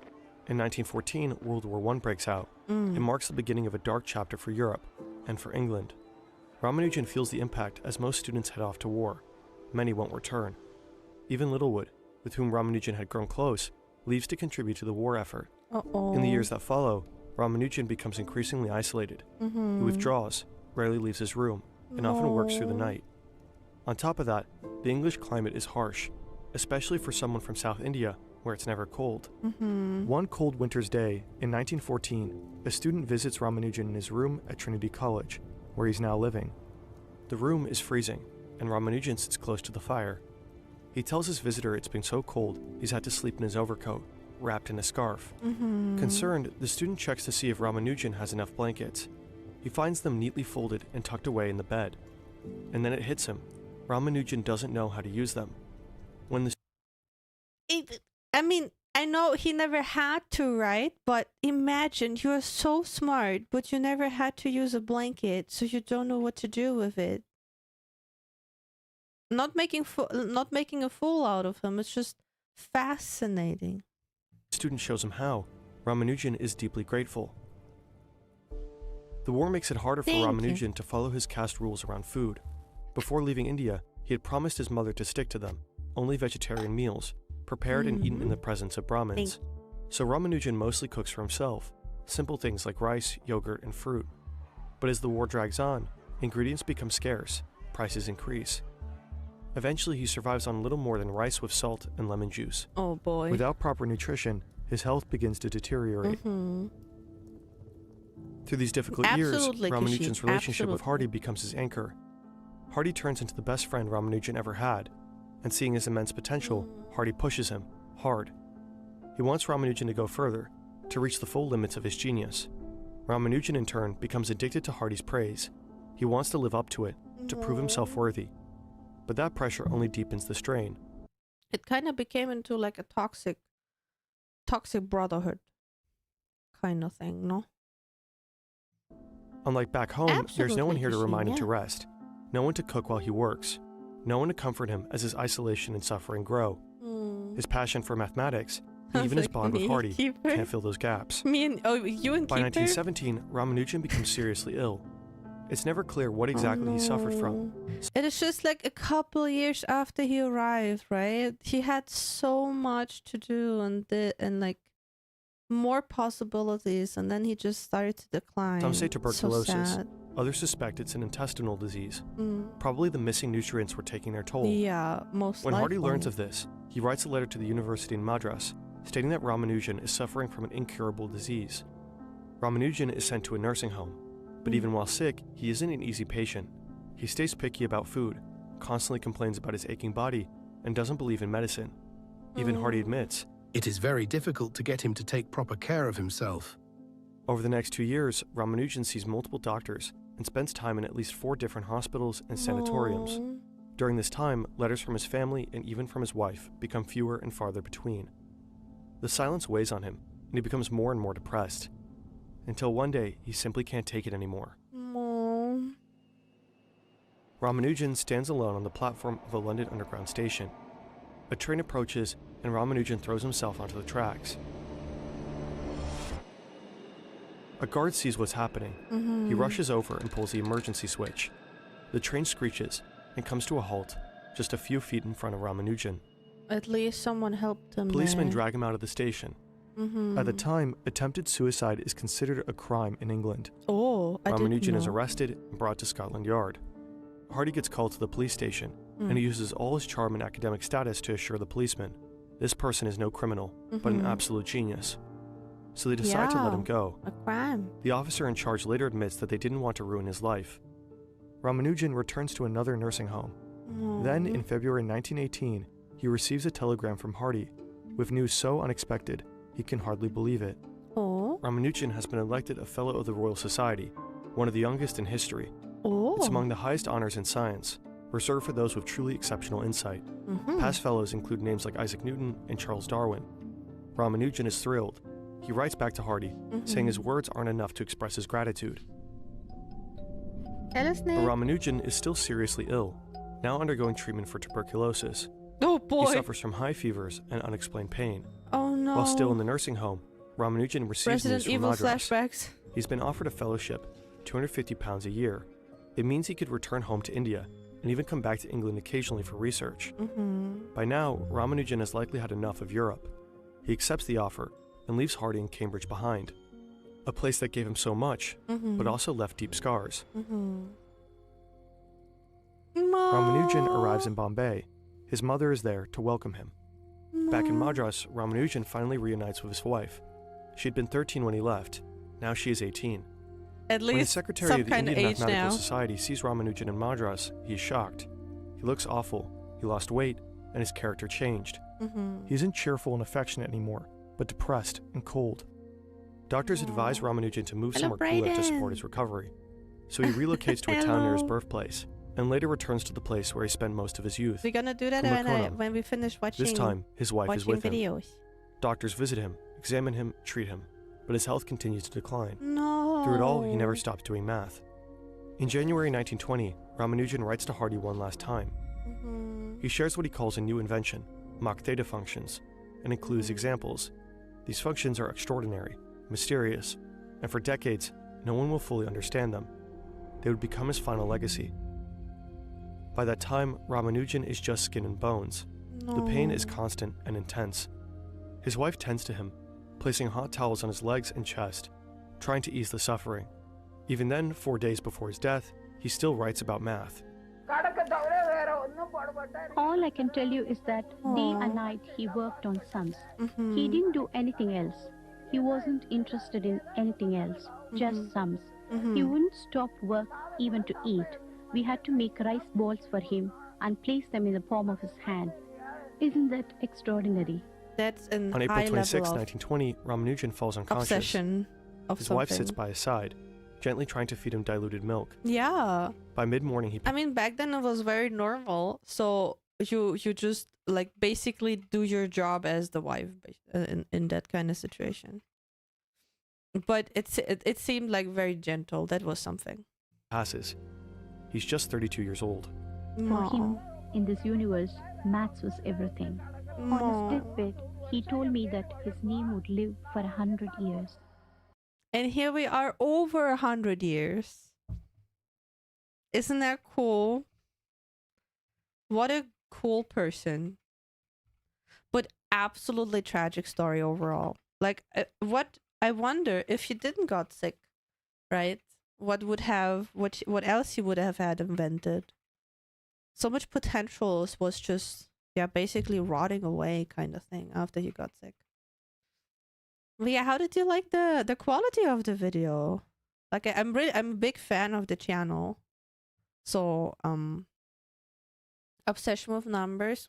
I mean, like I said, there are a couple people who are also, let's say, obsessed with art, obsessed with technology in a specific way and stuff. And that is like that brings new things onto the world kind of thing.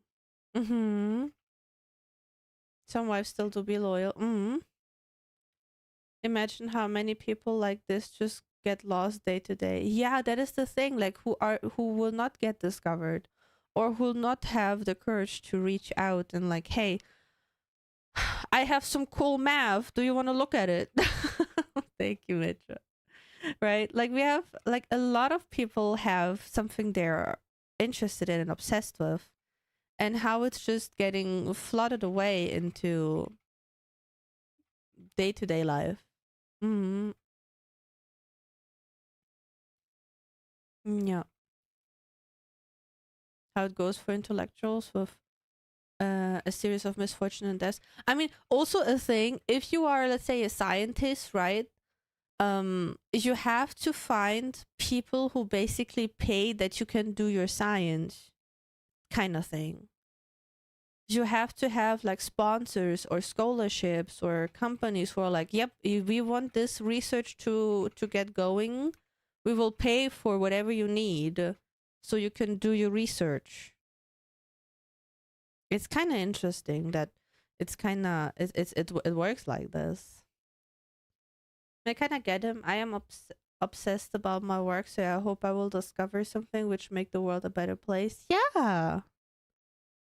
And we will be here to celebrate that, monkey. I think you will do. I want to click on their channel. Ah! There. Let's watch maybe a funny one or something. Yeah. Let's watch maybe a funny one. Let's go with the Coca-Cola machine. It's also not that long. Good night, wordless. The Coca-Cola one is also not that long. Or the insane water park. What would you like? Coca-Cola or water park? The water park is here. It says the insane water park that killed 6 people. Hell, thank you, Zolti. Hello, donut. Katsume? Coca-Cola? Coca-Cola. You're in the cinema, about to watch yet another sequel to a forgotten franchise nobody asked for. You're getting popcorn and a drink to drown out your Jared Leto-induced sorrow with a I'm sugar really rush. good, thank you. You pay and they hand How you are a you cup. today, donut? Then you see it, glowing red and chrome, the Coca-Cola Freestyle Fountain. Here, you can choose between over 100 different flavors. Oh, Cherry good Vanilla morning, Coke, Jalen. Peach Sprite. Maybe you'll go crazy and mix Fanta with I think the Burger King in my hometown had something like that. Powerade. Or maybe you just pick a classic. Yeah. But this machine is way more than just a soda fountain. It's not just serving you a drink. It tracks everything you do. Oh. And while you're picking your favorite flavor, it's quietly collecting data. Data that turns customers into test subjects. Data that Coke will profit from tremendously. The Coca-Cola company is said to have invested more than $1 billion in this machine, but they're very likely turning its capabilities into much, much bigger savings and profits. Today, we're diving into how a drink dispenser became a global lab and what role you play in all of this. Yeah, I think my hometown The Coca-Cola had it in a company Burger is one of the King. biggest beverage producers on the planet. The conglomerate controls almost half of the global soda market, What the hell? making billions in revenue every year. And I one didn't know it important was way they that sold big. their many drinks has long been soda fountains. In the olden days, ordering a soft drink would work like this. You'd walk up to the counter, place your order, and someone would pour your drink into a cup. Then self-service fountains arrived. Now you could fill your own cup at your own discretion. When you were a kid, this fountain was everything. You could mix yourself something. Wait, there is a Coke machine SCP too? The cola machine that watches. Really? Huh? Truly undrinkable. Interesting. Oh my god. You. However, in Why 2006, Coca-Cola and other beverage makers noticed something worrying. For the first time since 1985, the sales volume of carbonated beverages had declined. People started to focus more on their health and well-being. They were increasingly looking for sugar-free drinks and low-calorie options. But Coke's fountains just weren't ready for that. At that time, only about 1% of all Coke fountains in the US even offered Diet Coke. Meanwhile, the choice of sodas at convenience stores had increased dramatically. Rows and rows packed with hundreds of bottles and cans. But Coke fountains were stuck with the Absolutely same cliche, limited yeah. run-up of kind of boring standard flavors. So they had to come up with an idea that would change everything. Yeah, I The think I had freestyle a fountain's design machine. is interesting. The a few red, the times like chrome, this. the sculpted lines. It kind of looks like it wants to become a Ferrari when it grows up. And that's not a coincidence. It was developed with Pininfarina, the legendary Italian design house that shaped the curves of Ferrari itself. You slide your cup under the dispenser. Now comes the fun part. You see dozens of bubbles on the screen in front of you. Really? Each bubble I is feel labeled you, with a different Para. drink. Hello, your boy. Mezzomix, Coca-Cola, Powerade, Lift, Fuse Tea, and Kinley. What In is total, Kinley? you could choose over 100 drinks. Back when you were a kid, this would have been impossible. Restaurants used massive 19-liter syrup canisters for every single drink option. Nowadays, all these flavors fit into just about 30 tiny cartridges. It's so insane how efficient that became. The cartridge design is inspired by medical tech, where precise dosing is critical.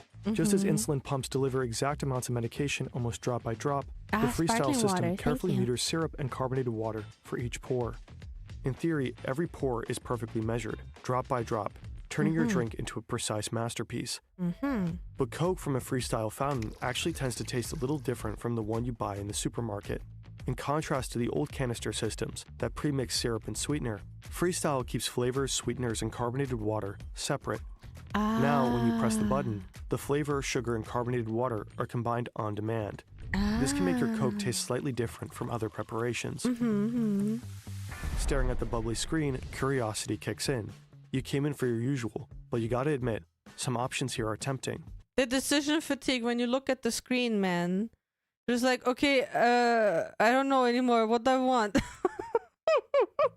You tap the Powerade bubble, and suddenly a whole lineup appears. Yeah. Powerade Raspberry, Powerade Lemon, I Powerade that's Strawberry. so confusing. So many choices.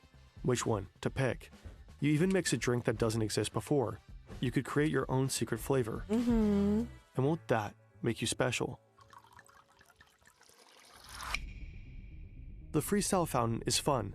It lets you explore. It bewilders. It sparks curiosity. It might even provoke play. And that's exactly the point. Coca-Cola doesn't just want to sell you a beverage. It wants you to feel something. This technique is called experience marketing. Right here in front of this machine, you're not just choosing a flavor. You're interacting with the brand. You are literally experiencing it. Every tap, every bubble, every choice pulls you deeper into the Coca-Cola universe. And that matters, because moments like this make you remember Coke, not just as a drink, but as a feeling. And ideally, As an experience. Fair. I want you to go home and tell your friends about that insane machine that lets you mix your own Coke and offers that amazing weird new flavor they so gotta try. And Freestyle isn't the only example for Coke's experience marketing. Think about Share a Coke. Different campaign, same idea. And it's all part of Coca-Cola's bigger play. Yay, hi, I heard you have a funny Coca-Cola machine. Can I have a cola with like ranch dressing? No. Ew. Shifting from being just a product brand to an experience brand. Anyways, you ultimately go for a Sprite. You didn't even know Sprite Cherry existed. Time to give it a shot. You press the pour button, then you take a sip. Not half bad. You're not the only one who was curious about Sprite Cherry. All over the world, people have made the exact same choice. Obviously, Coca-Cola didn't offer you this new flavor just for fun. The Freestyle ecosystem is basically a giant testing lab. Every pour, every mix, every flavor you try feeds into a massive experiment, a sampling program on a global scale. And with this particular new flavor, the experiment actually worked. But this is just the tip of the iceberg. When Coca-Cola launched the Freestyle in 2009, they packed it with cutting-edge technology. Reliable wireless networks like the ones we have today weren't exactly standard, so Coca-Cola built their own.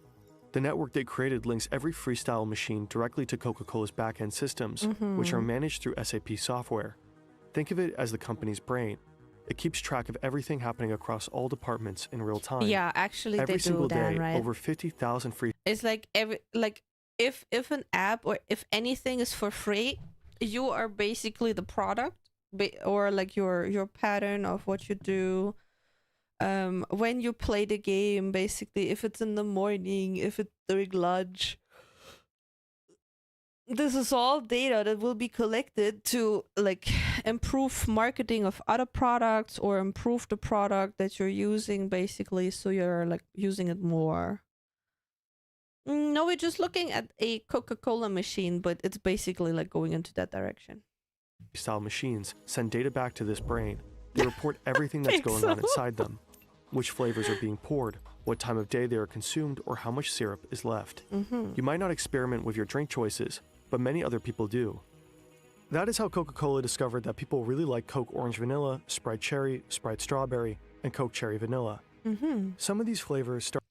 Lena, would you still love me if I was just a product? Yeah, I would. Even if you would be a worm. as user creations.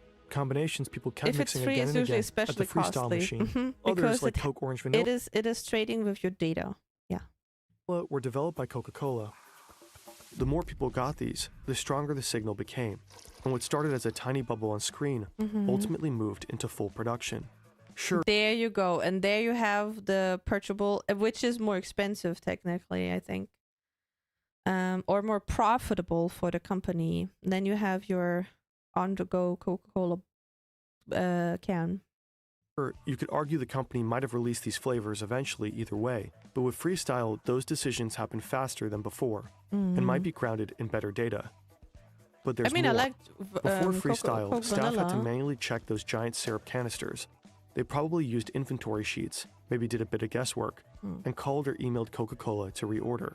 Soap Coke Freestyle flavor? completely transformed fountain logistics.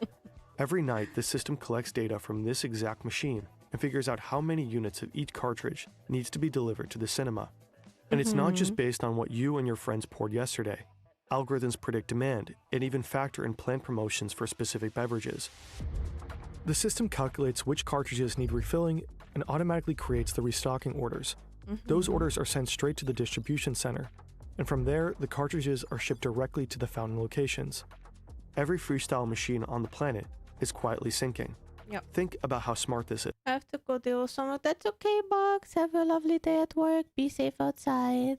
With Freestyle, Coca-Cola can optimize their entire fountain supply chain, Hatchlings, I'm here streamline to inventory inform you that management, there are some make ads coming restocks up more soon. efficient, and even improve their production schedule. It's probably safe to assume that this alone saves the company millions and millions of dollars around most the way. likely. If even Coca-Cola is tracking your data in real life, you won't be surprised to learn that your data is exposed everywhere, and there's nowhere to hide. Every click, search, and I mean, just-in-time production is like the most favorable production line, basically. It's like everything is very calculated, that your production works, that just in time, this is also where the name comes from, is like replaced or filled up in this case.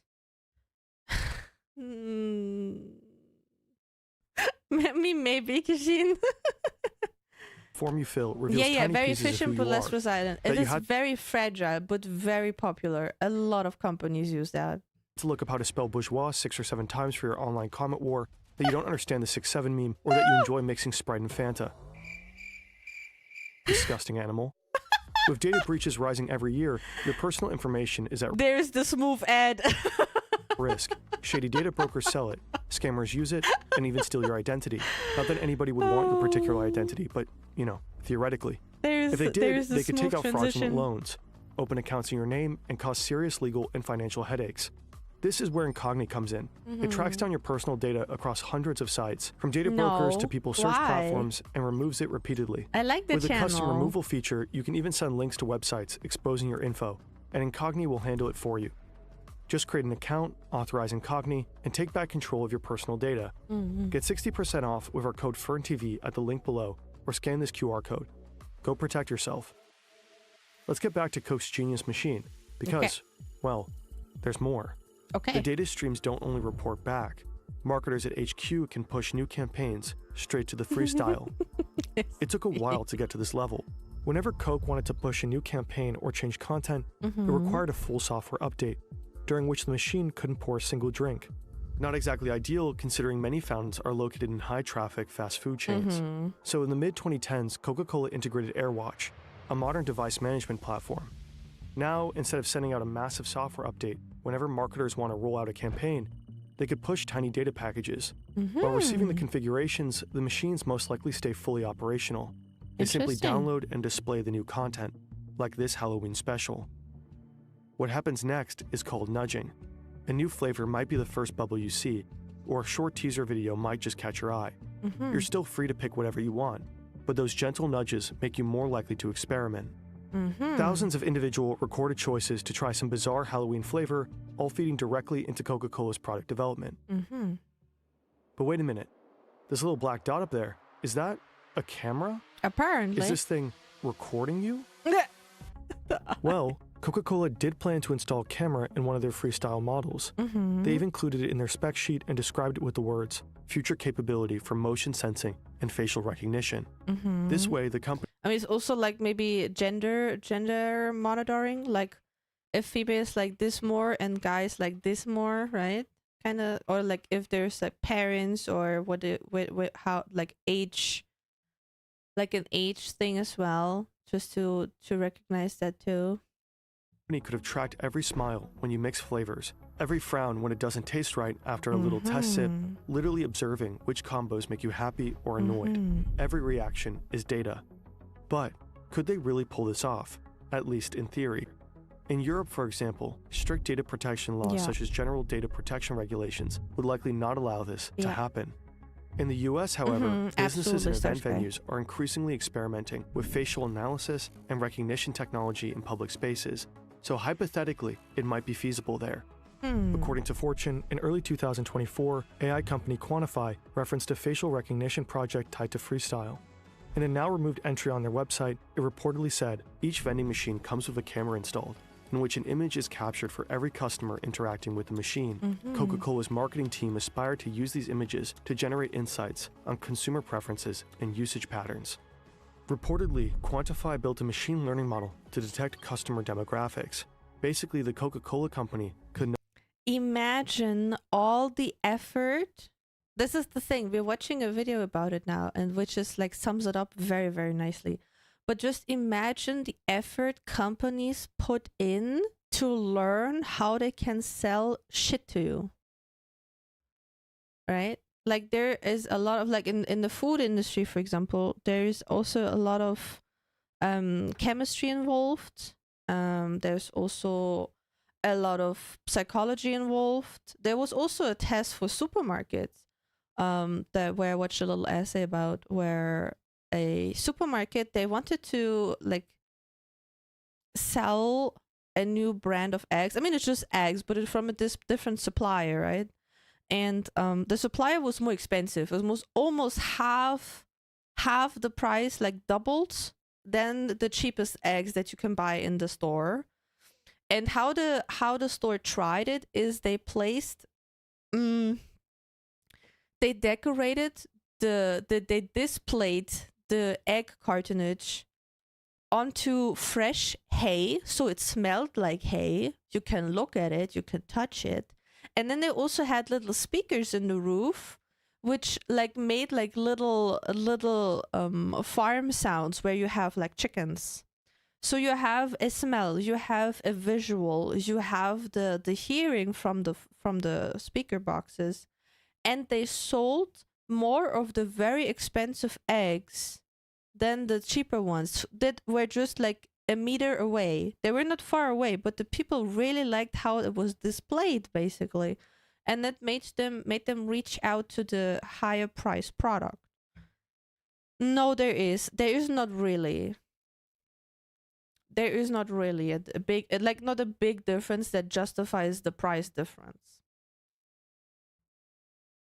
Using the data to search price food and drinks, so it's more expensive when there's expected high traffic. That true, that also, but it's like just how with like finding the peak point of taste, for example.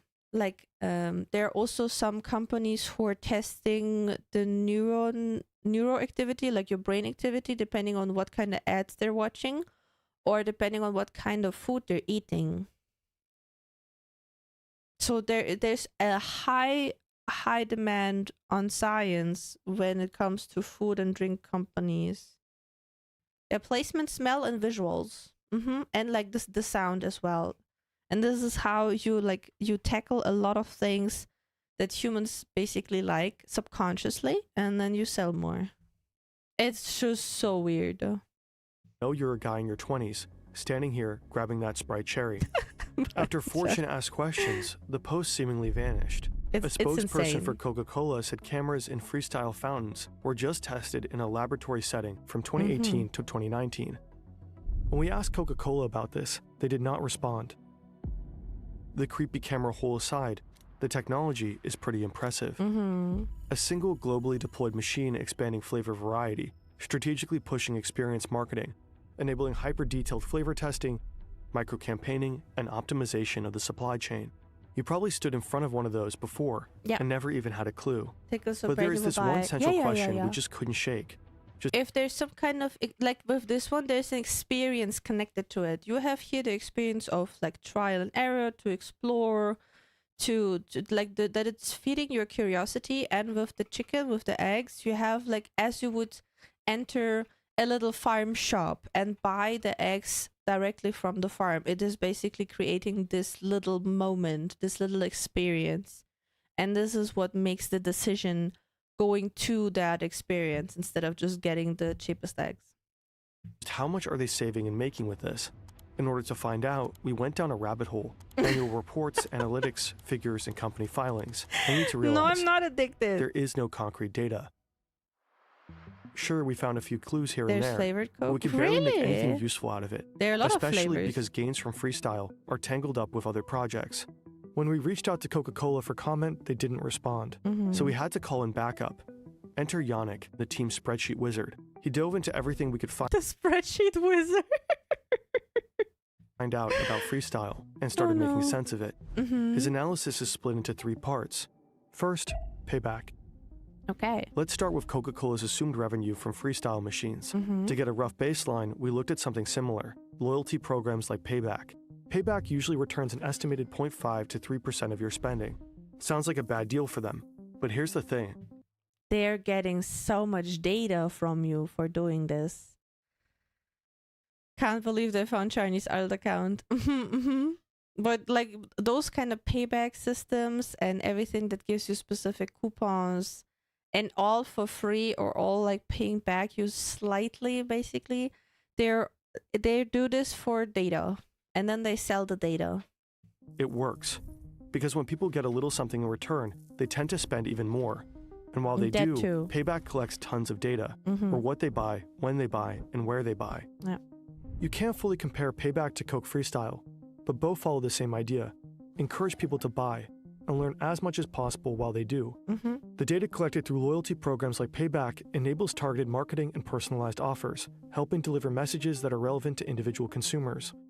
Studies like this one show that loyalty programs can improve gross margins by 2 to 4%, not simply because people buy more, but because companies can make smarter, data-driven marketing and product decisions.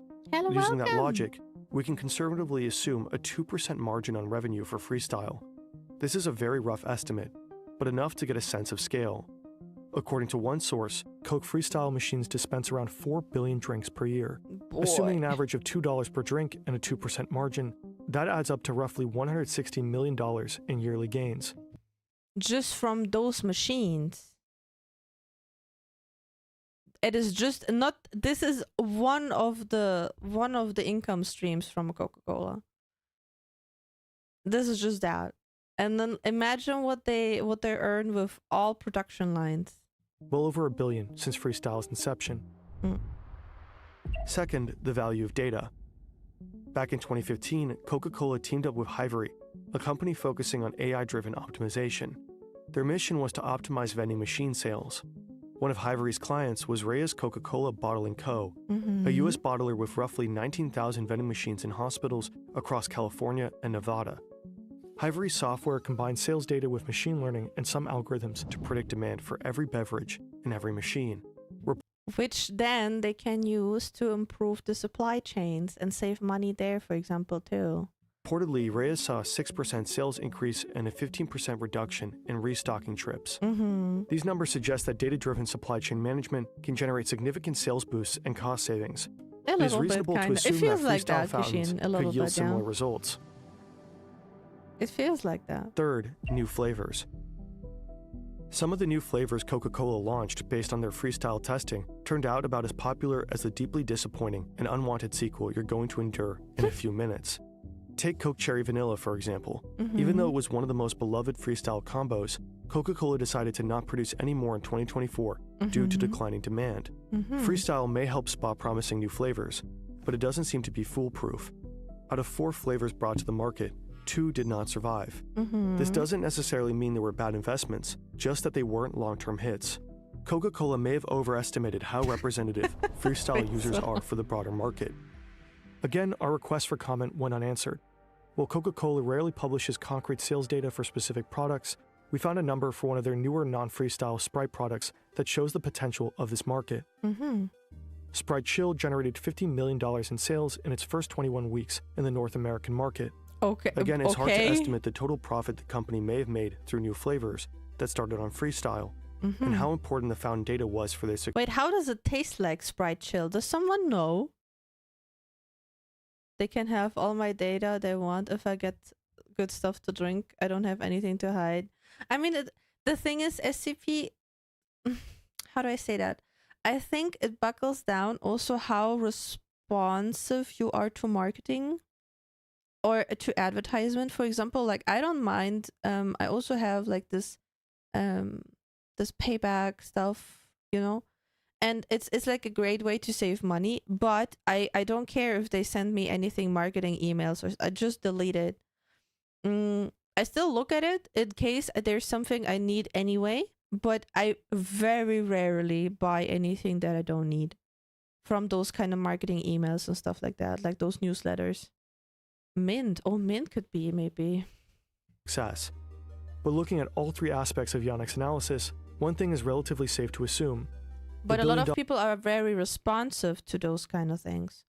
So yeah. Coca-Cola reportedly invested into these machines has long been made back. That was an insane video. That was insane. I didn't know it is so smart though.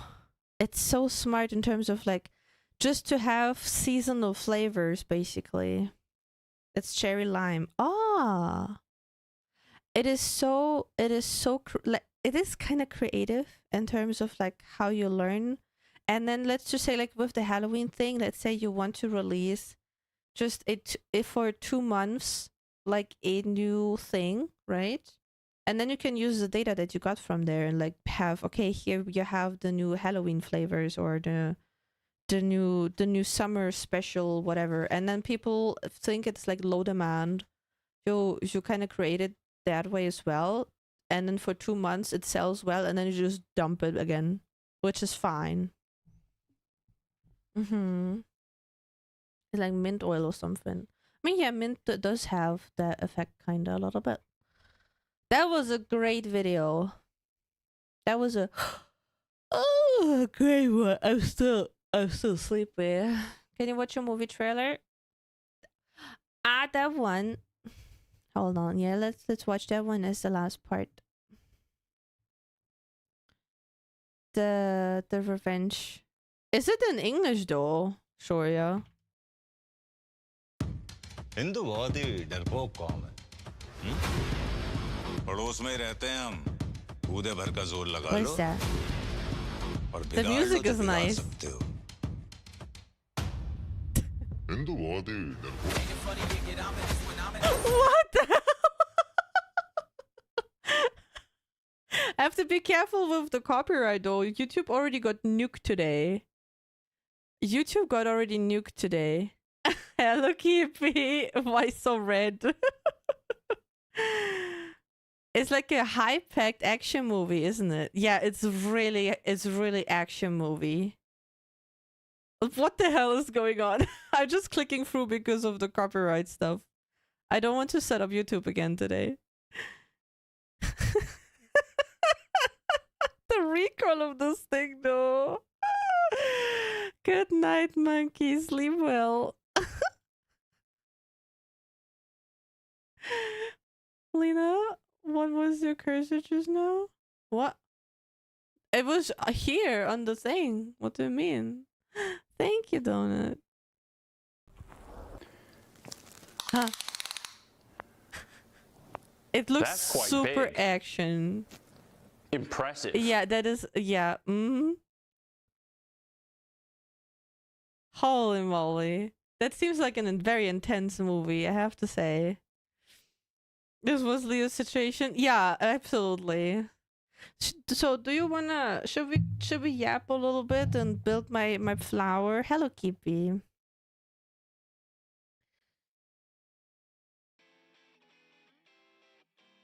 A spy movie. I see. It looked really intense. Did my watch a video over FBI agent is pretty good? No, I want to build Lego now. Thank you, Salty.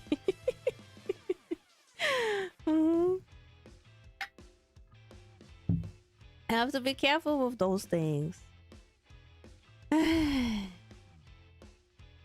Yo.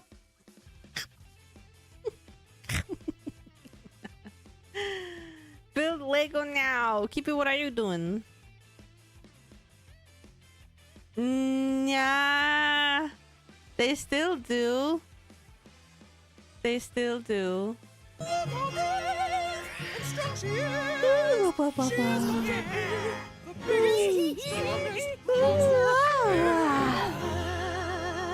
you, SCP.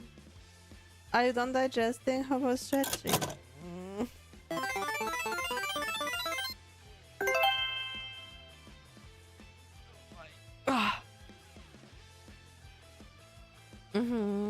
That's okay, Snake. That's okay. So, Pepos, where's my camera? Your favorite? Ba ba ba da ba ba.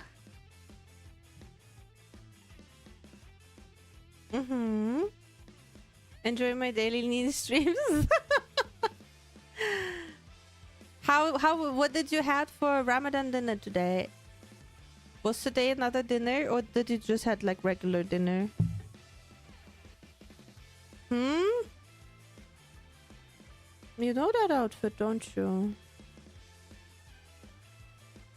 Just leftovers? I mean, yeah, but if you have such a big dinner all the time, right?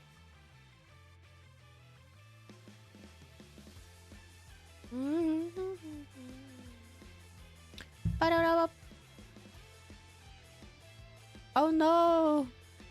She showed her naked hands on stream. Oh no! Oh no!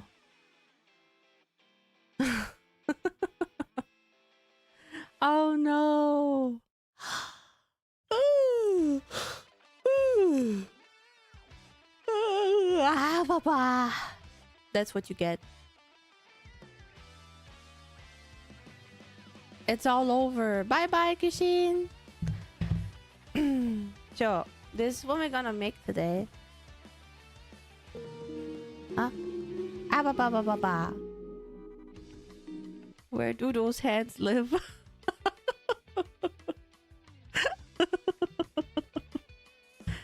We're gonna make this today. Funny thing, I had an orchid that looked like this. And I had it for almost 10 years. Where do I open it?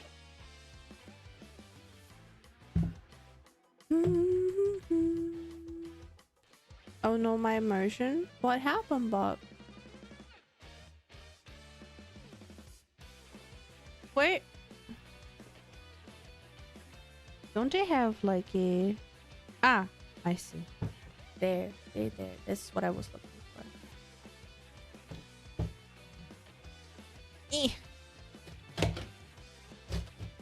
There you go. We're finally building it. We're finally building it. Took me years. I have this since Christmas, by the way. I saved it up. Oh no, not the pale little girl head. Shut up, Kishin! Didn't you want to go somewhere? Fucking kidding me. You little sass, I swear. You little sass. So we're gonna go into the Lego category. Lego and brick building. There you go.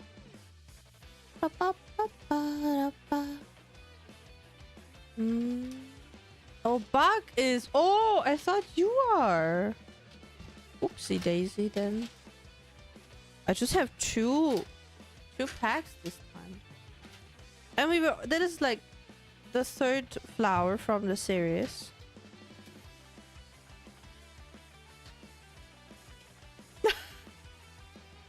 Let's imagine me as an action figurine. That would be hilarious.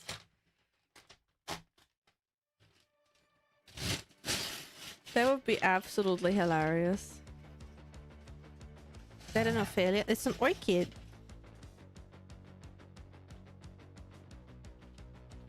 We're making this flower. Welcome back, Niradi. Hello. We're making flower. So pepos. Oh, builder. Oh, there's like an app basically. I see. Also, by the way, in terms of flowers, no, we didn't finish it, but I didn't feel like it today, so we're making a flower. They added another VTuber to Fortnite. Wait, they did? Oh my god. That's a nice picture. That's a nice picture.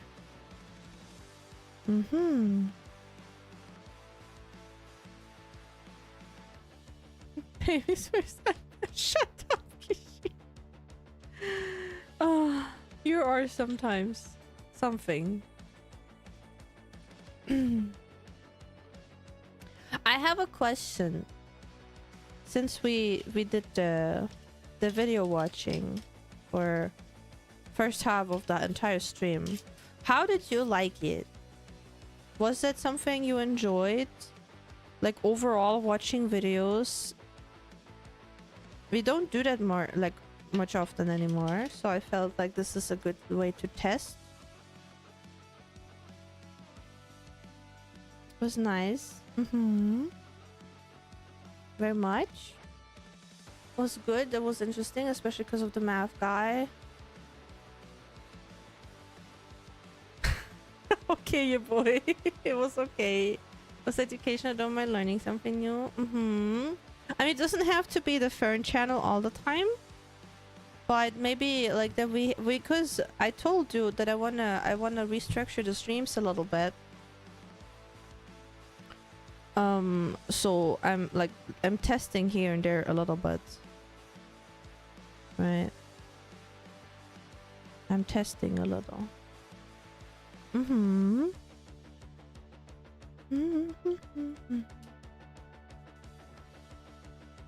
That's okay, Kishi. There will be more opportunities to that.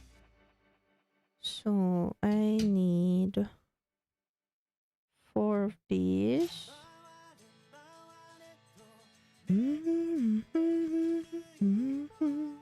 Custom mistakes. Videos watching. Yeah, it's all a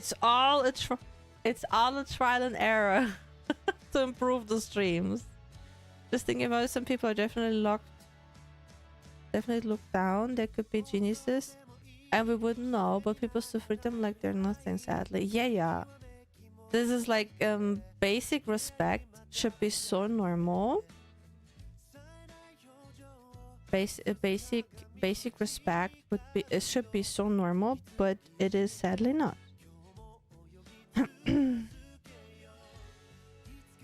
It is sadly not happening. Not all the time.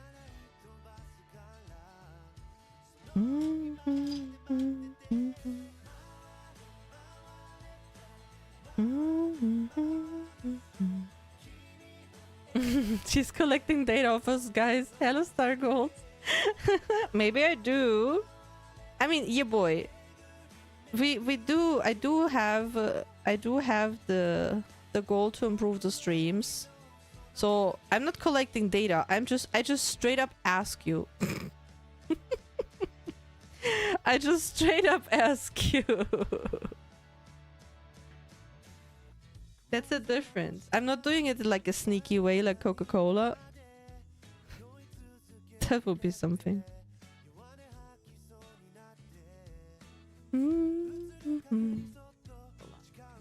Here. So I don't have to stretch so much. But yeah, no, I'm glad that you had a good time. Maybe we can do that like every 2 weeks or something.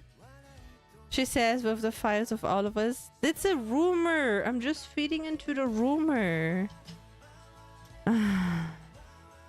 You take stuff way too serious sometimes. Do the YouTube hashtags know Lina's keeping files on them? I don't know. But it's just rumors. I actually don't do that. Call a business transaction, you give us something and we give you a little something. Me, yeah, kinda. I try to give more than you though. I think that's fair. I think that is fair.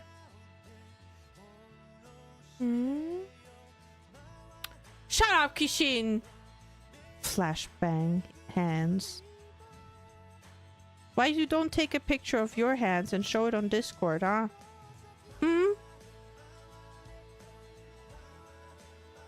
That would be fair, wouldn't it? Ina's next community post gonna be like, what's your credit card number, the expiration date, and the 3 digits on the back? No. No. No. And you know it. You guys know that. I mean, there's a reason, for example, we never had subathons and stuff like that, you know? What's your mother's maiden name? Fair.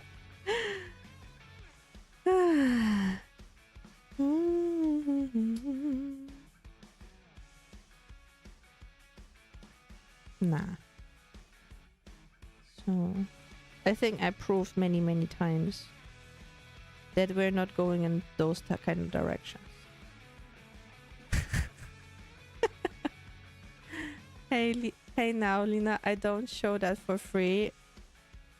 But I showed you my hands. Wouldn't it be fair to show yours as well? have so many scars on your hands, Monty-chan? Excuse me? Why? Thank you, Shoya. I did. But Kishin is complaining about my hands, so I'm gonna be a little bit mean. You're almost flower crafting? I mean, we technically are flower crafting. Yeah.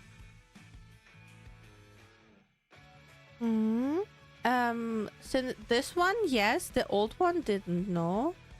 This one had freckles from begin with. Even though they're not finished yet, I still have to edit the texture.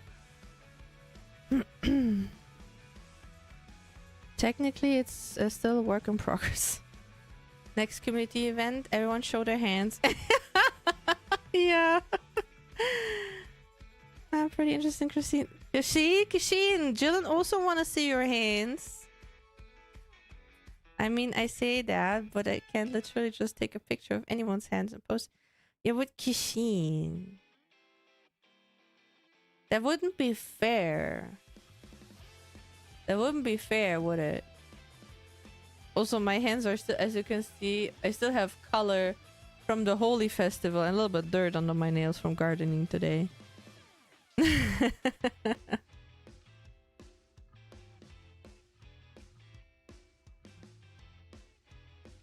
Then it will be only hands. I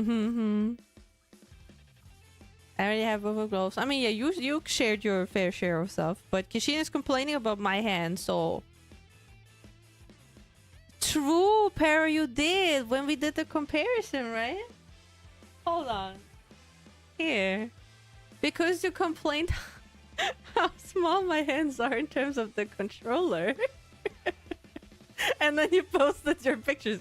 By the way, I got the scratch and it hurts a shit ton. This is... There you can now have like a scale of how my size of my hand, the size of my hand. I flipped like the off ones. True. You have dirt on your hands. No, it's not dirt on. It's like under the nails a little. It's like, but it's a little bit tedious to get off.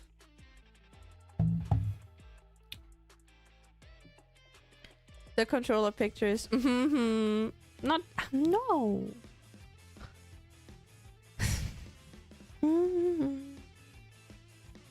Wait.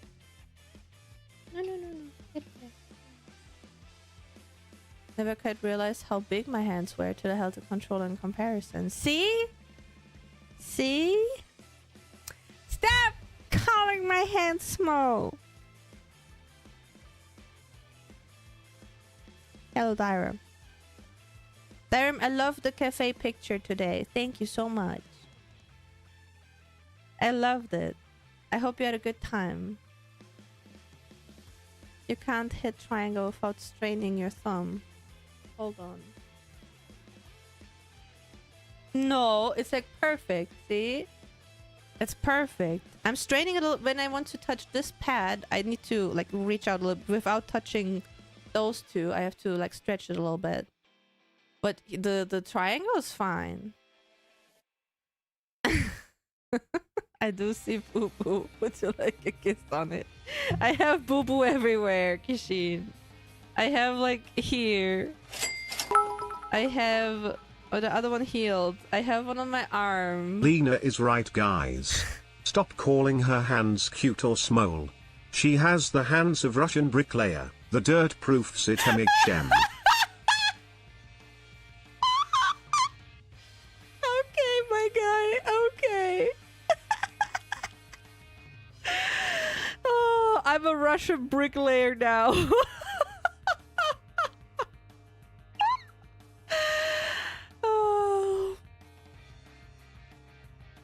Oh my gosh.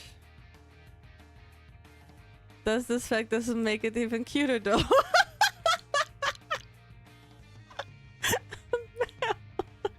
I'm dying. Oh, we already put this stuff on there. How? There? Yeah. My left hand was almost covering the entire left side of the... Yeah, some of you have some gigantic Labrador paws, man. Didn't know Russian bricklayers were this small. Shut up!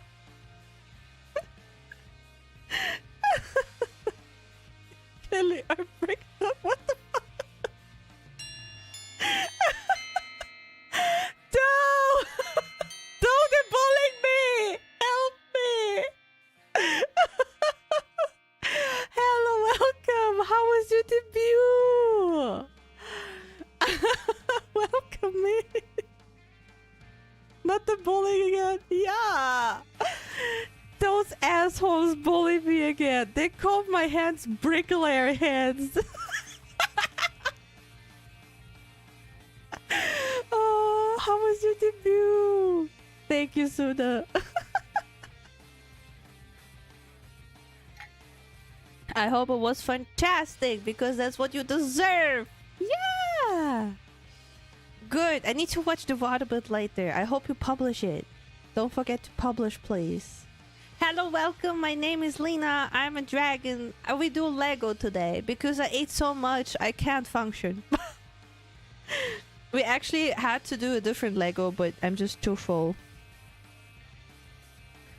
I'm too full with food, so we do planned. We do this. There. I'm so glad that you had a good debut. Because I know you were so anxious about it. Okay, then we need like this weird curve one. Oh, true! Happy International Women's Day! Happy International Women's Day. Shut up, Kishin. Someone explain this woman to me. First I called her hands small. That was not okay. Now I called them bricklayer hands, also not okay. What am I supposed to do? Blubbers. I was so nervous, but it turned out to be so much fun. Yeah! I mean, being nervous is normal, right? Being nervous is normal. Oh. This. Ah, it's like the foot. It's the foot? Okay. I mean, I thought when I did the model debut though, back then in January, I thought my heart would just get out of my chest. I thought my heart would just jump out of it. It was absolutely terrifying. And then the scuff happened. And then my heartbeat was so high. I almost fainted, I think. I don't know how I worked on that day. I don't know how that happened. Yeah, I know, but Maybe try small bricklayer hands.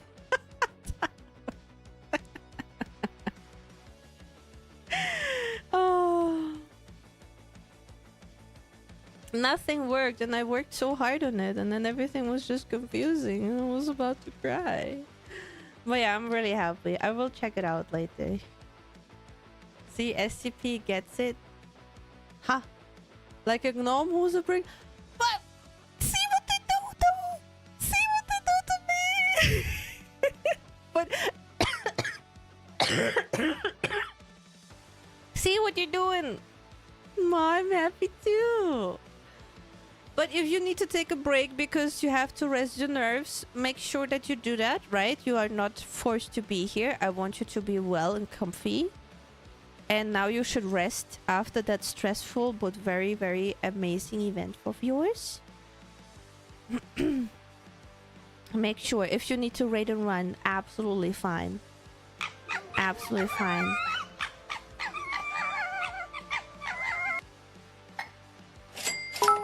My guys. Huh?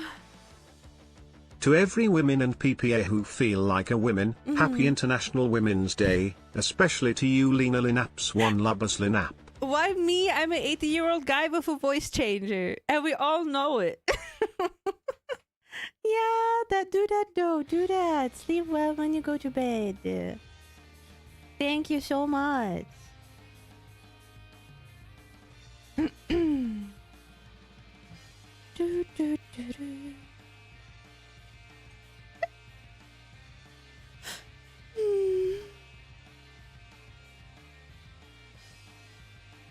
No, thank you.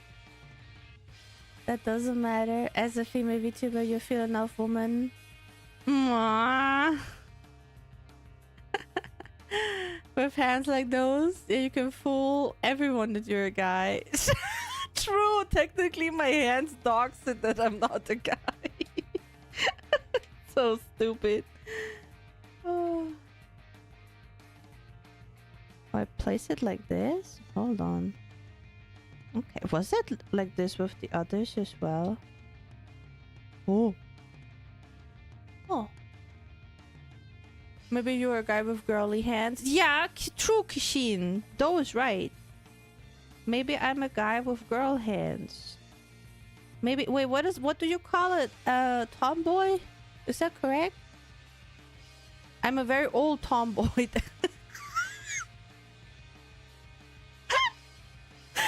Oh, femboy. I don't even know the words. True, tomboy is the girl part. Yeah, yeah. I don't even know the words correctly. Okay, Jilla, be safe. Oh my gosh. Oh man, oh man, oh man. You can't make this shit up. Bye bye, warrior. Have a lovely day at work. Be safe outside. Be safe outside.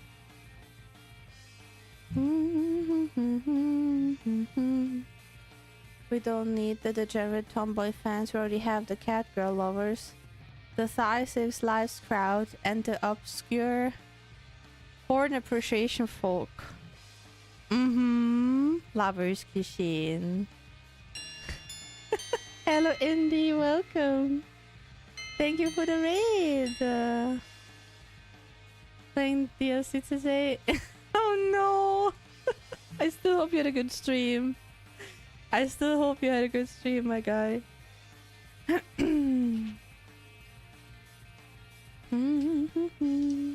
This feels so fast. This feels really fast as a set, I have to admit. I'm fast as fuck, boy. Building this. What do you mean now, Para? What do you mean now? I can make a lot of shit up if required. Don't challenge me. Is that so? Then come up with one thing. Lena does have the wrist to pull that off. Wait, what? That's okay, your boy. You can like tomboys. That's fine. I know a couple people who like them. That's not a problem. We don't kink shame here. That is not allowed.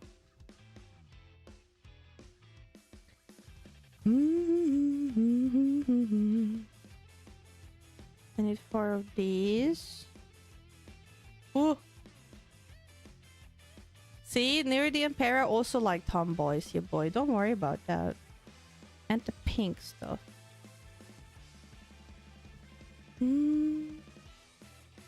Aww.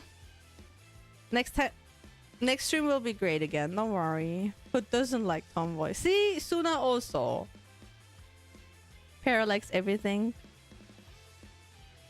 Okay, Darim. Yeah. Yeah. Hello, Pav. Lena's my favorite tomboy. I don't think I can be considered a tomboy, can I? I don't think I can be considered that. If you would have to categorize me, if you would have to put me into a category, where would you pick, like, put me? I don't think it's too tomboy. That would be interesting. Shut up, Suna.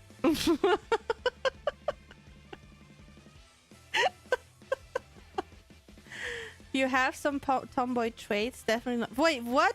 I have tomboy. What are my tomboy traits? Girl next door. SCP-3998 asked me. We are having a hefty discussion here. As someone with a lot of, you could say, hand-to-hand experience, How would you describe Lena's hands? Rather girlish or bricklayerish? Look, I've seen some things, and trust me, girlish isn't the first word that comes to mind when I think about hands that can build Lego at warp speed. I'd lean more towards efficient. Plus, I hear they're pretty good at petting cats, so there's that. Funny enough, I think I said that once. When I had all my therapy for my hands, the doctor said I have hypermobile hands for some reason. So, yeah. Not the kind of ones that kind of keep up with me. That's fine. That's surprise face. Shut up. Hypermobile hand, what does that mean? That means that you can bend and tweak around my hands. Yeah, I have hypermobility. That you can tweak around them a lot. Calling a German efficient. That's a marriage proposal right there.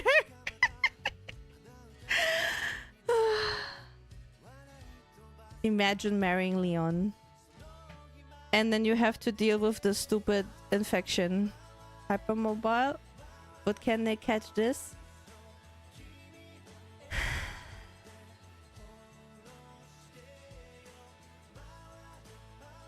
SCP. What is there even to catch?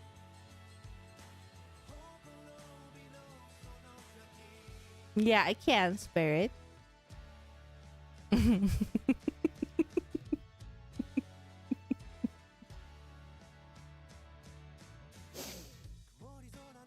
That was deserved.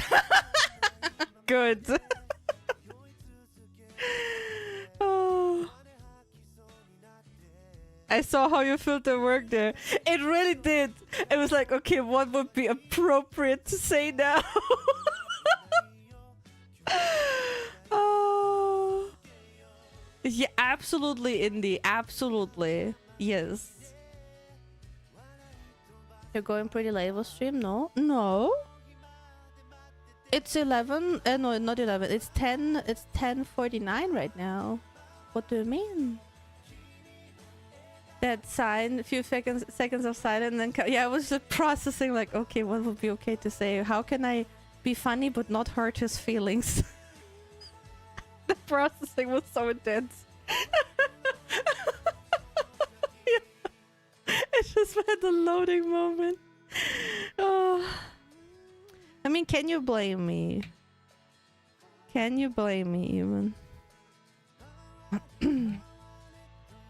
I just want to be nice to you, and this is the wrong placement for this. Alina, I can make a difference between a joke and you being serious. It's okay. Yeah, you don't want me to be serious. Gonna buy more RAM for that.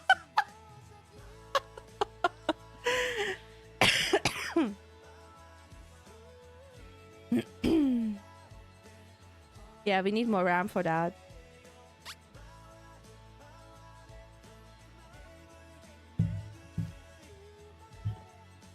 You know, I kind of want exactly that. Exactly what?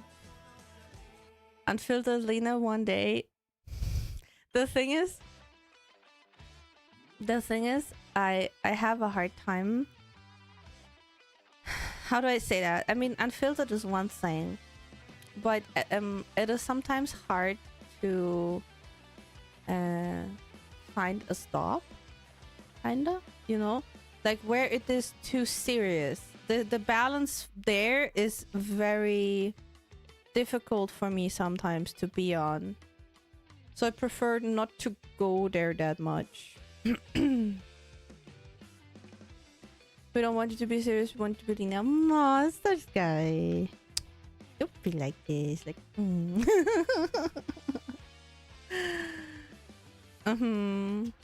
yeah, I don't want it to become this, because for me it's sometimes a bit difficult. I mean, for jokes like this, it's totally fine, because we all know it's just jokes. But sometimes there's a reason why people told me I'm not even making this up. There were people, especially like the first time in the store when I got there. It was difficult for people to understand me sometimes because I was like asking or saying something and they thought I would be like kind of attacking them a little bit because I didn't know how to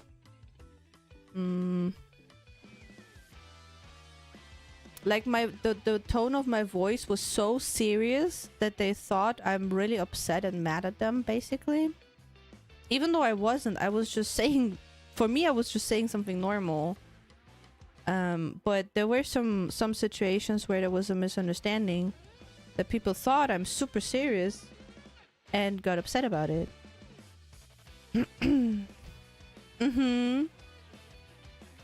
That is a little bit of my autism that I still have to practice.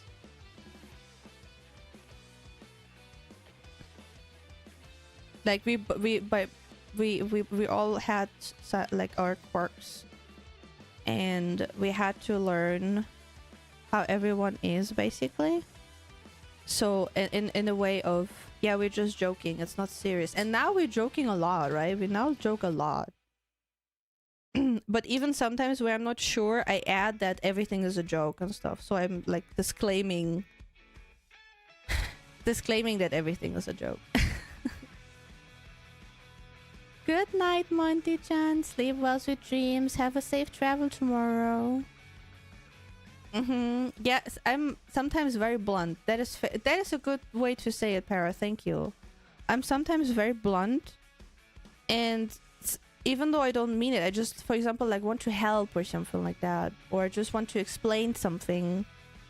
But people then think I'm thinking I'm above them, something like this, in that kind of direction. Even though I'm not, I'm just explaining something.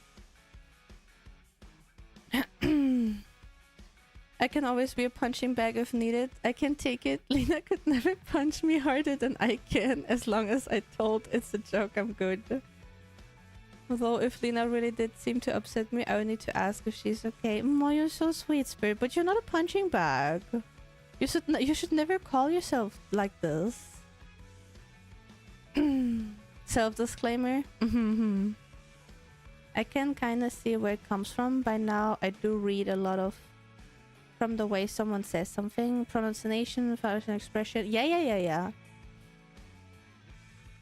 Punching bag is hardware. True, we have hardware already. We have hardware already, the poor soul. But yeah, that is sometimes still difficult, and this is what also makes me shy when meeting new people, because then I first have to learn how to propane. Then I first have to learn how I am allowed to behave and how I am allowed to talk. And it takes a lot of energy to meet someone new, like on a, let's say, deeper level. Thank you for your follow. That's probably why we banter so well together. Like, we're both blunt and know how to take the joke. Yeah. Absolutely. Absolutely, yeah. Also, hello, welcome. Oh yeah, it do be a little bit of a difficult thing sometimes, which is okay, as long as people like communicate then, right, and be like, hey, how did you mean that, and like keep curiosity or like openness. I don't think there would be ever a problem with that, but some people are just not capable doing so. Just talk. Yeah, but Nerdy, you have no idea how much trouble people have to talk sometimes. Yeah, I know. I do. Yeah. He probably enjoyed it. Lucky guy. Kishin, do you want to switch places with hardware? By chance? Do you volunteer? Do you volunteer? I think a couple people would be jealous of you. Hardware, we need a new ceiling person. Oh, we have. I volunteer tribute. No, Joe, you're way too sweet. Depends on the people too. Talking to the wrong people, and no matter what, same output. Yeah. There are a couple of people where you just talk to them and you're talking against the wall. Everybody's different, especially during a retail job. Fair.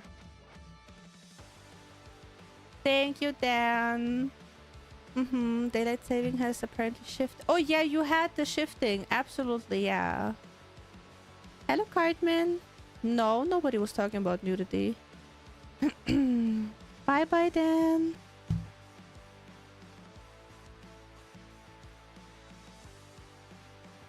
Okay. That's good for you. I bet it feels like marshmallows. What do you mean, like marshmallows? What do you mean by that?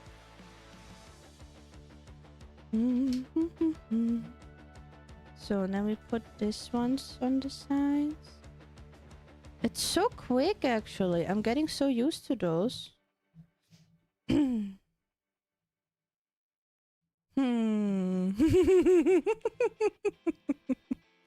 Oh, look who was protective there right away, huh? Look who is protective right away. I see. Oh.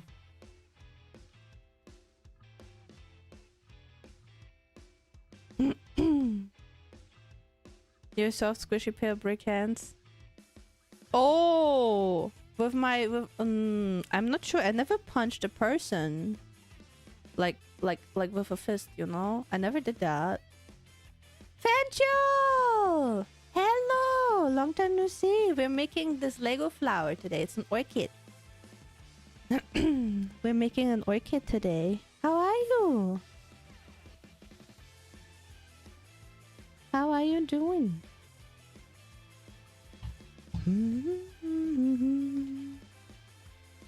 Oh. Yeah, like that. Thank you, Metra. Good job. You've never punched? No. Like, not in a serious way, basically. Not in a serious way. Like a gentle punch on the shoulder, like in a friendly way, yes. But never seriously.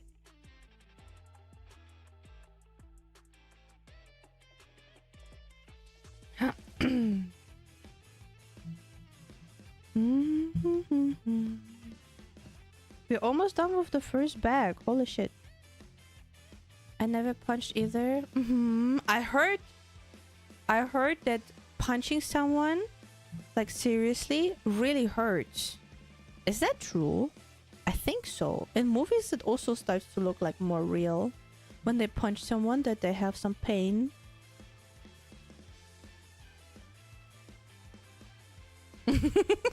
True, Nerdy. So, and now we put on those and then we're good to go. Apparently. Ah, yeah. See, we finished the base already. Impressive. If you punch wrong as well, it can cause you just as much damage as the other person. Oh, you can break your hand even. I see. Aha. As long as you know how to make a fist, you shouldn't feel no pain. Also a factor how many times you have punched something. I mean, yeah, how hard, like used to that you are, right? Kind of thing. Wait. So where's Hardware? I want to bully him. Okay, we finished the base. Hatchlings, I'm here to inform you that there are some ads coming up soon. Hello, Razor. Thank you. Oh gosh, my back.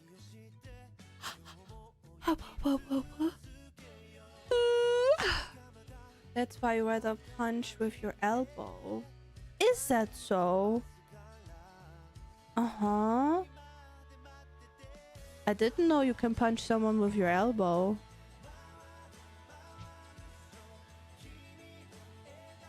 That's new to me. But like I said, I never punched anyone.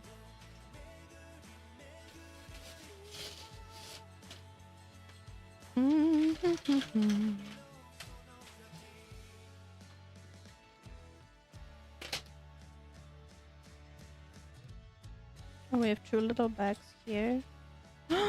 What it is? Cute. Little rings. A punch straight to the jaw without a glove could definitely hurt. Harder bones then, if you use your body correctly, can be way more impact. Ah, I see.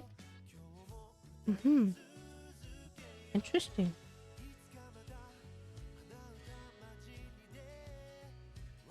Isn't there martial arts that use mostly elbows and knees? I'm not sure. I'm not very knowledgeable in that. That's why I'm asking you. Taekwondo? The worst is the top of the skull to punch on, or what? Oh, we have here the pebbles, pallets, the flowers, whatever. You know what I mean. You know how to make a fist, right? I mean, like this? No? Don't aim for the teeth as well. When they break, they're sharp as hell. Yeah. I remember the story that I told of playing rugby in school. 2 guys were just running into each other. The one had a broken tooth. And the other one needed stitches in his forehead because of the tooth. Bones are much harder and the skull is the largest bone of the body. I see. When is Monty when we need him? That is true. Where's Monty?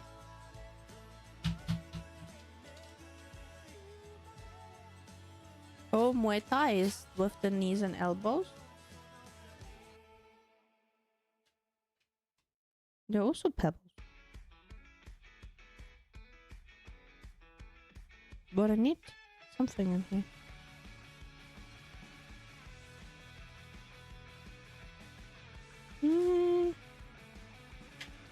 There we go.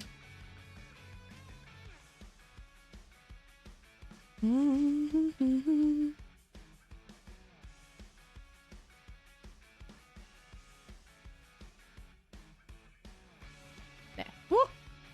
Stop. I wasn't the one punching. I was the one with the chip to— Oh! What? I didn't know that, Metra, or I forgot. I don't remember. I didn't know.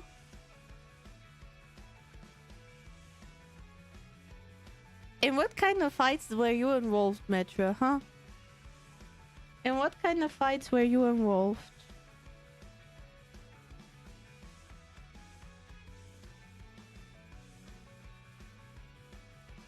No, I don't want to lose that.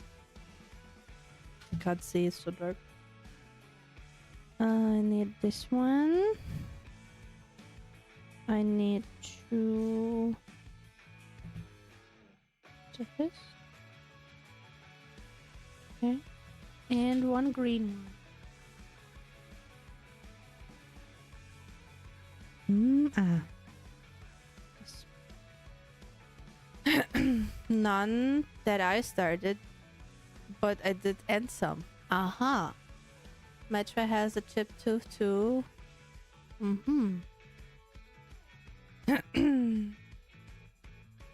Never expected a guy called Metra Unicorn to be in a fight.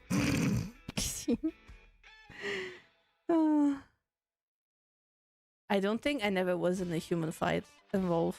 Like, as a human with a human. Not in terms of like physically harming each other.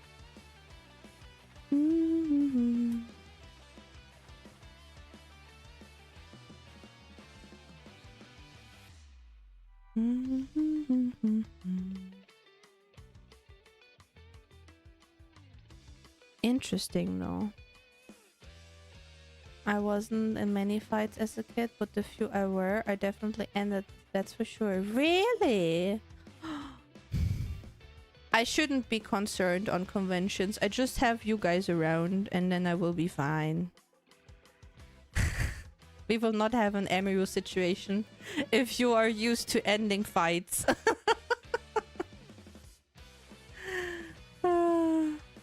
Yeah, I always avoided it as well.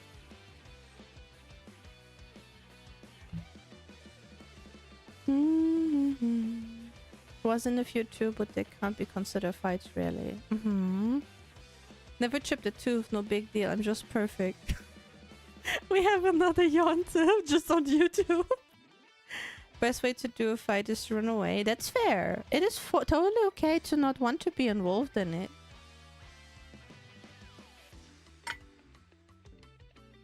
I wouldn't call it bodyguards. Lena and her nerd cycle. I mean, who would mind that even? Mostly avoided as well. There were just some that couldn't have been avoided, so best option was to end it fast. You sound so serious, Para.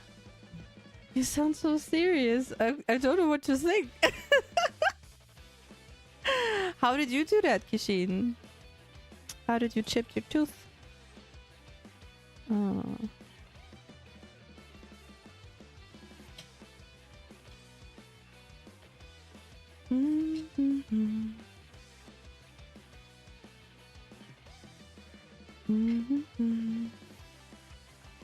Didn't mean for it sounds so serious. It kind of does. Or maybe it's just my impression. Picked the chip part off the ground afterwards and took it with me to the dentist. Oh, so they basically glued it back on. Is that correct? What kind of part is that? Oh, this one maybe. This looks good.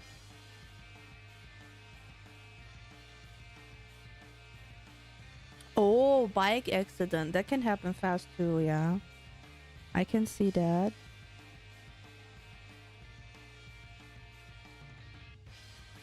Also need this. There's the second one. That's very green.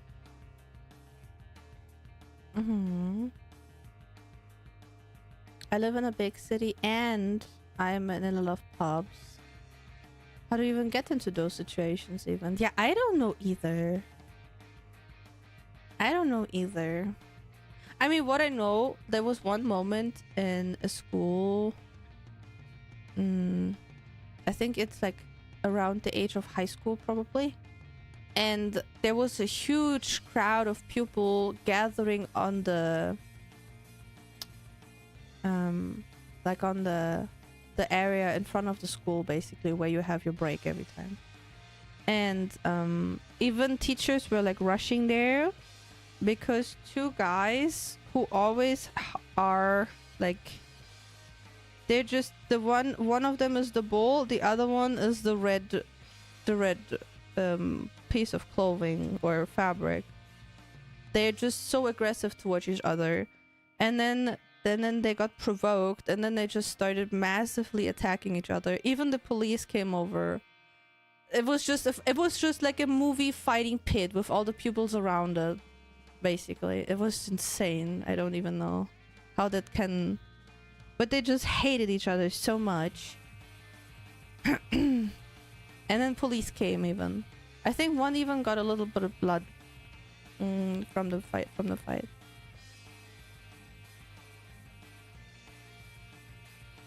All my fights were school related, to be fair. As an adult outside, I know where to avoid to go and not to go any. School fights, so too, I see.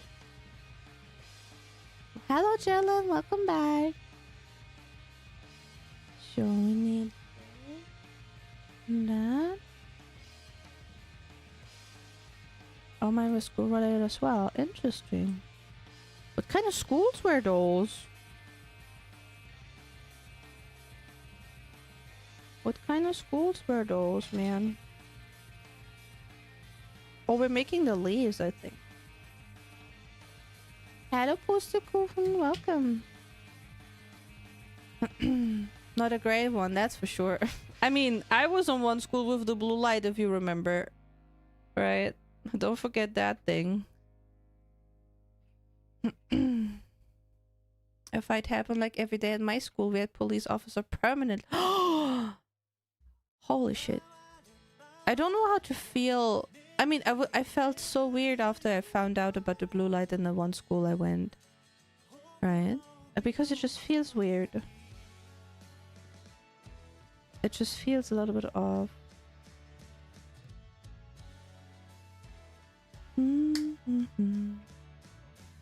Oh, hold on. To clip that here. I'm fine, thanks. I'm good. We're having a very comfy, chatty stream. Hello, Rexel.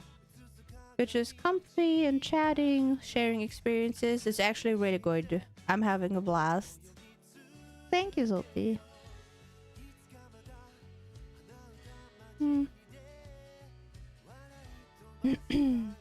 Curious about nerdy now? Wait, what?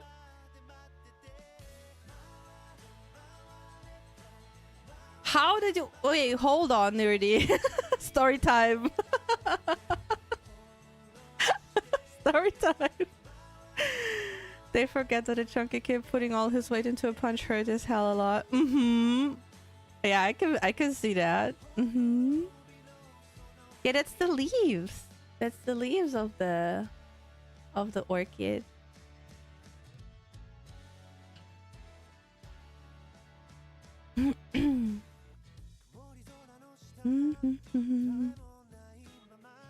I mean, that is fair, Daniel. Absolutely. I tripped in hockey as a kid. Broke half of one of my front tooth. Oh. Yeah, I cannot play hockey. I cannot be on the ice. I have so bad balance. I was ice skating once in my entire life. With those shoes. And now it's terrifying. It's terrifying. It is so bad if I cannot balance myself out with my tail. 95 of my 8 scars! Why do we have 8 scars, my guy? Are accidents and not incidents. I only had a broken finger and it was also caused by an accident with a friend. Why do I have... How many scars do I have? I mean, I'm not sure. Can you call this a scar? Hold on. Wait. Hello? There. I have... You can't see it. There. Maybe now. I have like here... I'm sorry for my dirty nails. But do you see like this piece of flesh is a little bit... Like my nail doesn't attach here anymore. You see? Can you call this a scar? Because I got the finger stuck in a heavy door. Accidentally. Can you count this as a scar? Asking for a friend.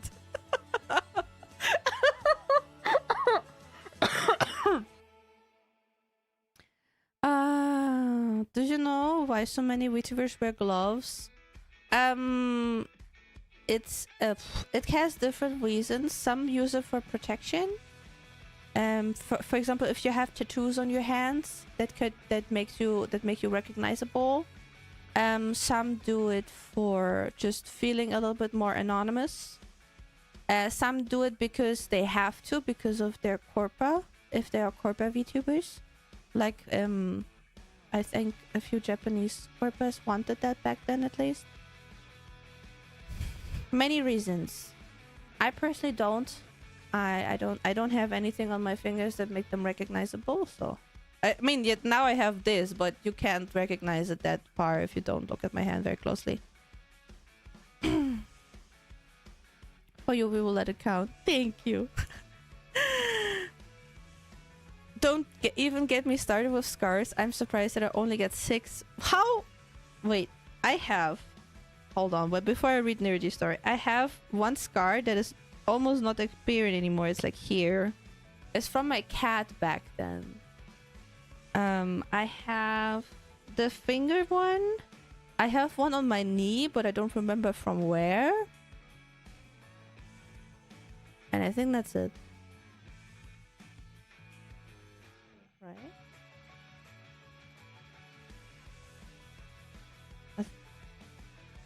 I have one here as well. It's like very, very faint. It's like very old.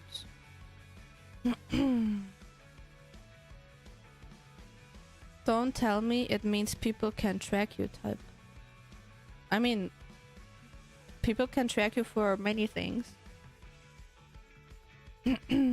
I was riding a bike and my stupid ass thought it was a good idea to try doing a curb and my wheels slipped. I flew off my bike and my head hit pavement that gave me a scar on my head, a wound on my elbow, 2 muscles, and bruised my hip bone. My god, Nerdy.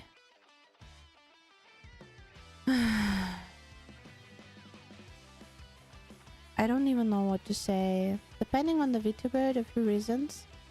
Privacy, tattoo. Yeah, immersion is also a thing that is true.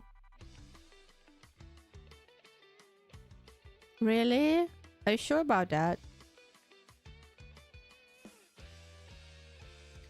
I think the ugliest scars I have are from a work accident. Was in winter. I worked at a restaurant. I had to bring down the broken glass bucket. We had black eyes that evening. And I didn't know. I slipped, emptied the content of the bucket on the floor, and flew straight onto... Oh no! Oh god, SCP, I'm so sorry about that. Yeah, but still, Mel, that is horrible. Because of you. I mean, that is fair, Para, yeah. That is fair that you have surgery scars. Absolutely. But scars like that... Hello, Nakajima, welcome. I have my skull dented since I fell into a heater. Raxel! What? My guys, stop. No, stop. Do you know what kind of feeling you are doing, like you're raising in me? I will just put you into those like bubble wrap paper, and then you will be my little worms. That's it. This will be your life. You will just be a collection of bubble wrap worms. Mom mode activated. Yeah, can you blame me even? Can you blame me even?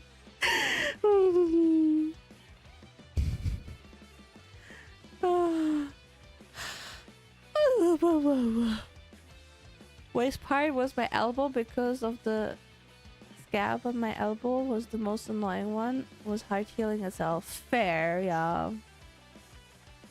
The maternal instincts could intervene.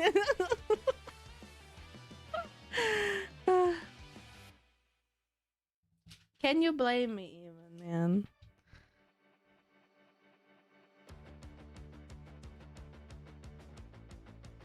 How could you do that?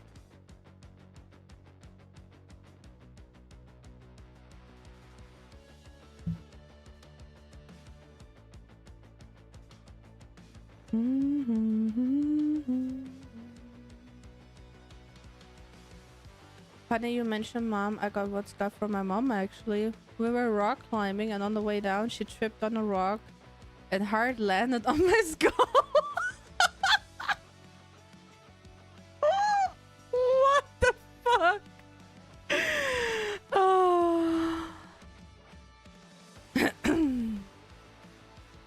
I had to have crutches for my calf wound though. It sucked because it was in the Philippines with standing showers, so hard to sit down. Oh, fair, yeah. Fair. Lena becomes mommy. Daniel, people here call me mommy already. It's not even... I don't care at this point. I don't care at this point.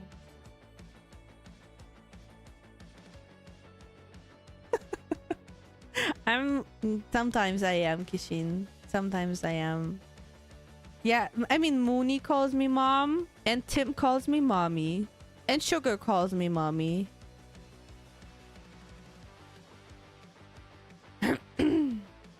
I bleed like crazy when I got stabbed.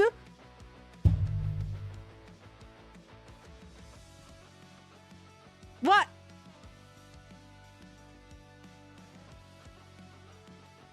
You can call me daddy too, I'm fine. There's quite a bit of this. Yeah, fair, but still. Daniel. Pixel! Into the bubble wrap you go. This is your punishment now. The bubble wrap. The bubble wrap break. I had a knife go in my calf in the field. Oh, but still. Oh, Pixel. Yeah, you very much do, Rexel. I'm really proud of that. Yeah, you don't go into the silent staircase. You go into the bubble wrap.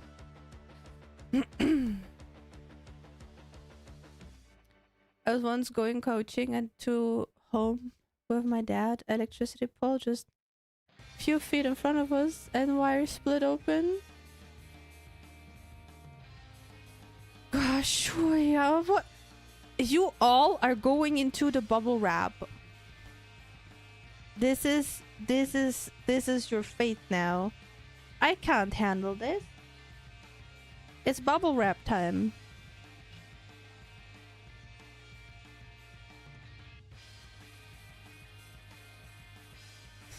Nerdy, how can you cut yourself on a random piece of hot metal?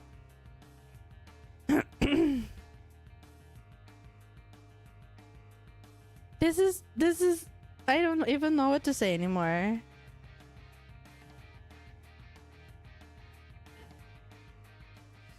Yeah, you will be bubble wrapped and then I know you're safe and then nothing, don't have to worry about anything. Hello fans, welcome. Man, the stupidest one I got is lucky under my chin and barely visible because of beard.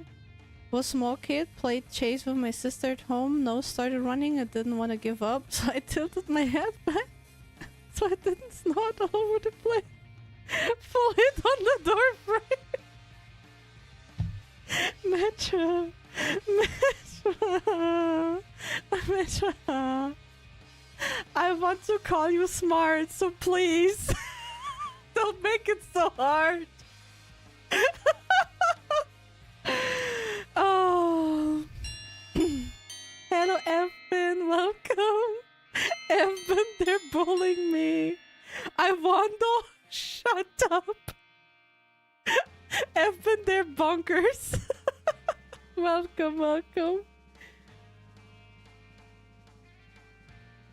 That's not normal.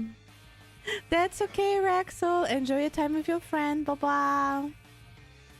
My silliest scar came from iron railing I slipped on and cut a piece of my knee when I was a kid. Since then, I hate step on iron railing. Understandable. Be cool. Yeah, you too, Rexel.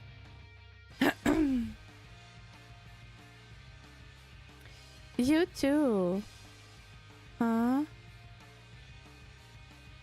If you guys were ever wondering, bullets passing close by do sound like the movies. Oh my gosh, you boy. I'm so sorry that you had this experience.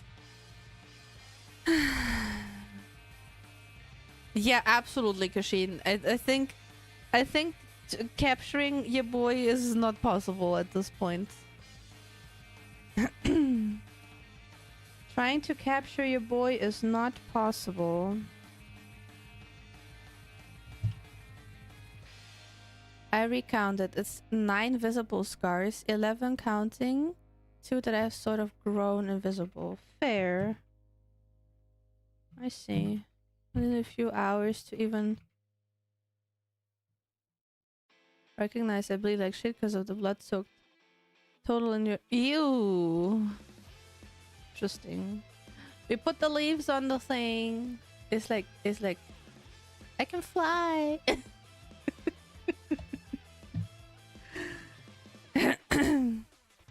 Oh my god, really.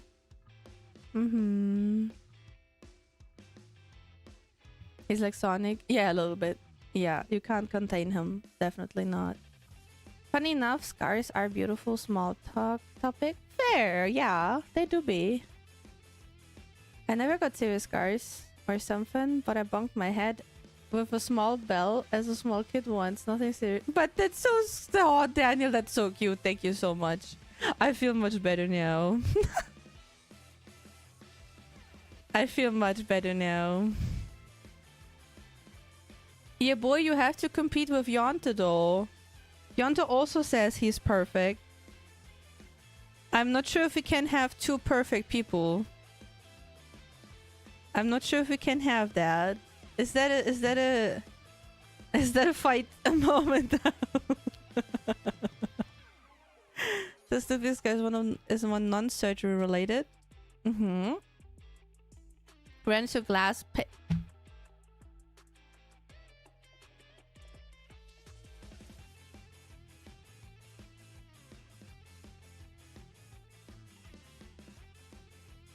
I just stopped reading. Para. I just stopped reading.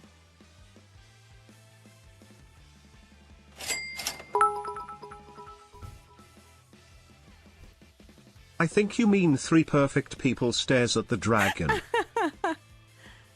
Mooney, no TikTok. It's Monday tomorrow. You have to work. No TikTok. You go to bed and put your phone away. Yeah. I saw when you were writing at 6 a.m. in the morning and saying good night. Mm-hmm. Direp, shut up. Don't talk to the baby like this. No TikTok, Mooney. And no shorts. And no Instagram reels. And no Twitter. And no Blue Sky. And no Freds.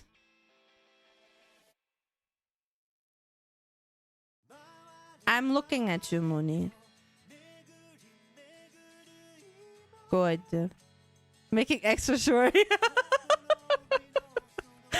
And no leak. Yeah. No, Mooney, no arc and no leak.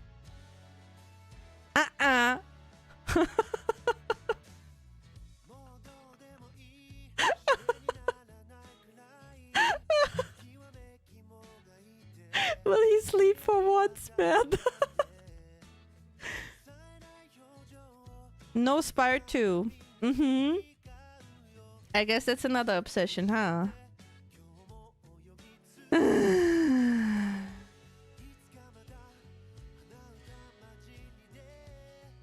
Probably not, but you tried. Yeah, I did try. He will sleep in the bus and miss his stop. Yeah. Yeah, definitely. Oh, man. I just don't know what to do at this point. I don't know what to do with him.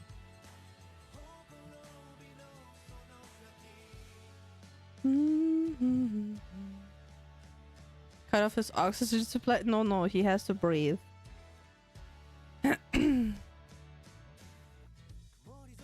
Ooh. You do have to breathe.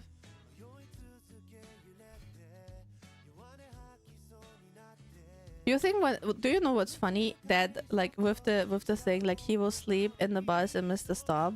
I think it's beautiful that we have all the little nicks and knacks and know that from each other. I think it's beautiful. It really makes you guys your siblings, you know? It really turns you into siblings at this point. It's beautiful.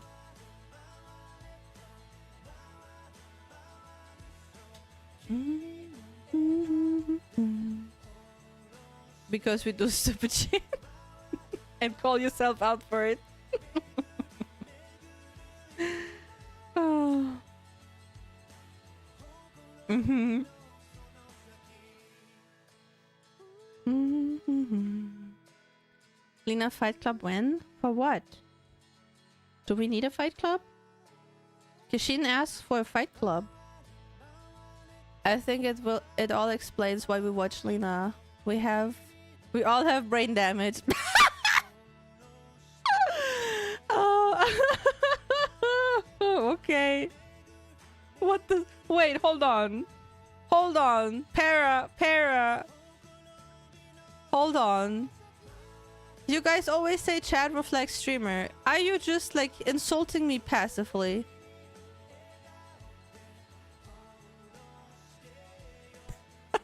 Mitra. Did you just insult me passively?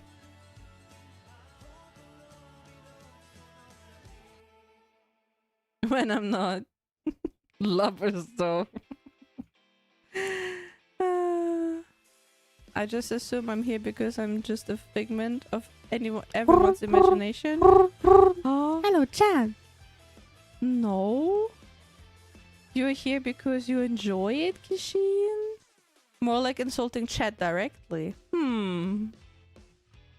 I hope at least so. Thank you, Zolti.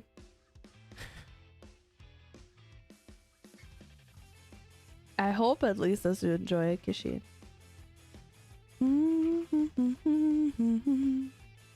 But yeah, I think it was a good decision to not do the card today and like do the videos and then make the flower.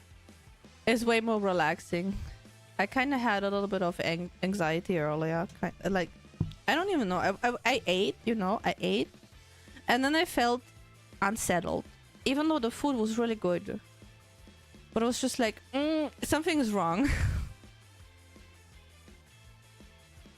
Ma, thank you, Mel.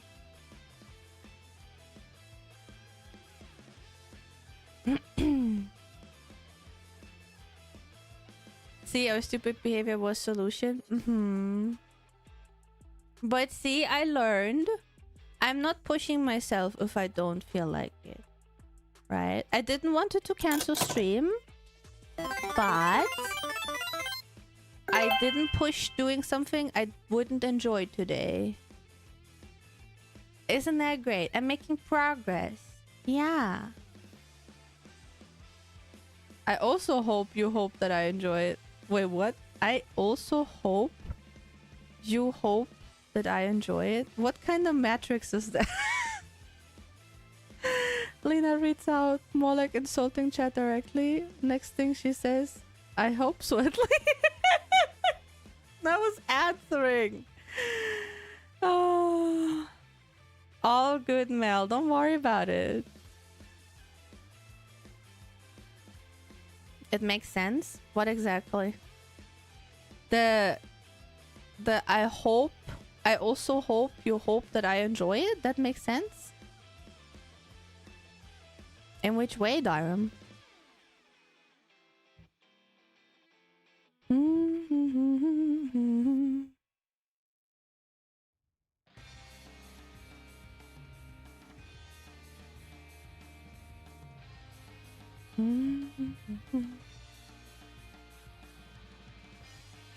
Hello, Chin. So, and then we put this there. And then I guess we stick that on. Yeah, we do. Alright.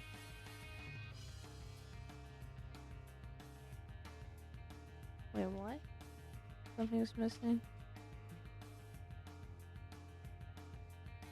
Oh. Ah, there it is. I forgot to stick this one into the pot as well. Kishin! It was very chill. Yeah, I think it was the best decision.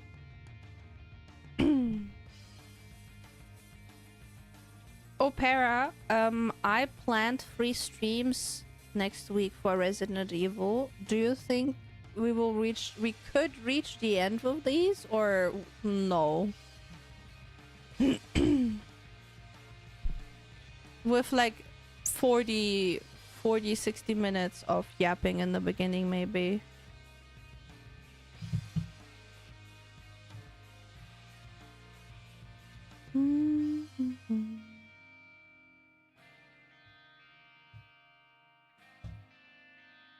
No, it was Buck actually, Jillian. So, it looks like a butterfly now.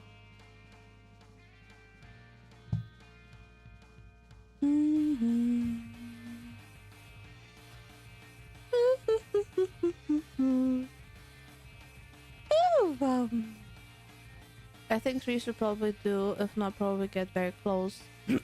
I see. We will see how that will go.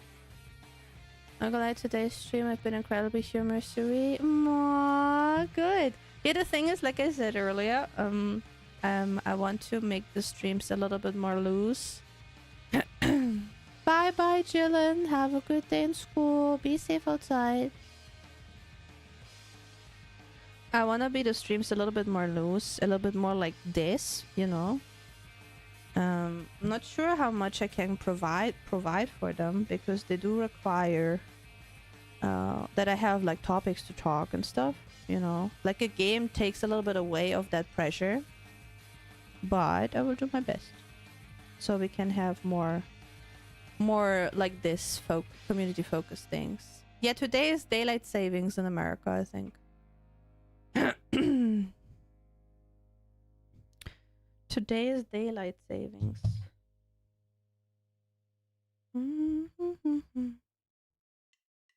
Wait, does it have to stick out like this? It does, okay.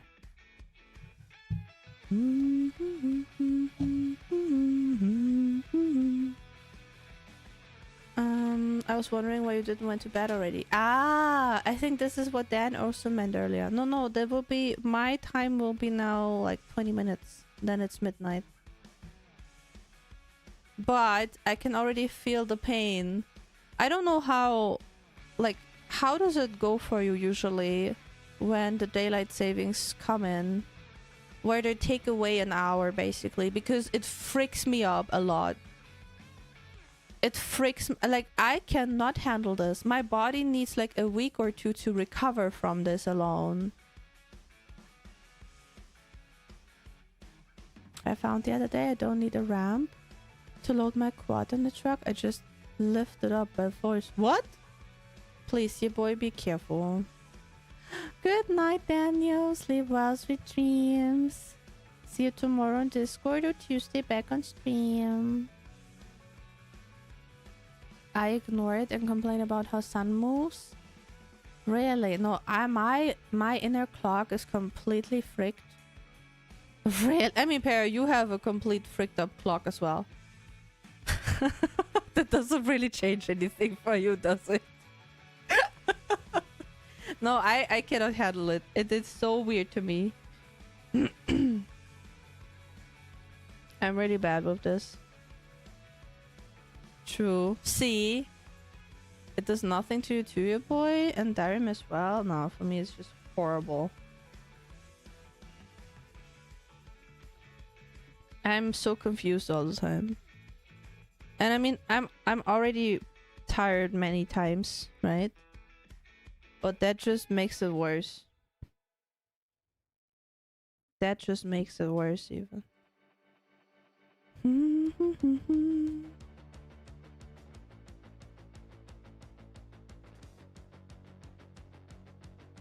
I used to not notice it much, but it's getting kind of irritating. Wait, Starsky, how old are you again? So I can compare. My clock is the weirdest. 10 a.m. sleep, 5 p.m. wake up. Wait, Shoya, are you doing like shift work or something?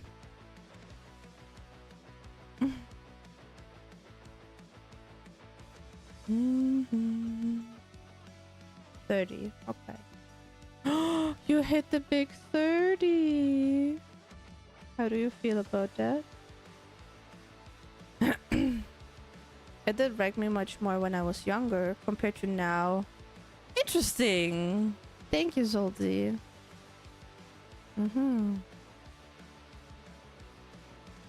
Interesting. Because for me it was the opposite. It got worse now. It was not that bad back then. Interesting.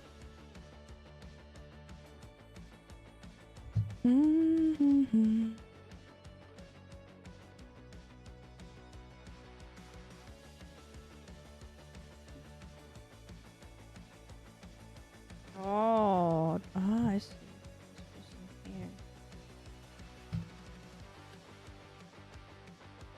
It's either an hour more or less sleep for me. Yeah, but the hour more sleep is good. The hour less sleep is complete meltdown. Don't know how to feel about it. I'm almost 30 soon too. It's fine. Don't worry about it. I already sleep like 5 hours on a good day, an hour less is no biggie. How do you have so much energy, you boy? I mean, I could help you out, but there's always the problem of distance, water, language barrier, and commitment. Huh? Me too.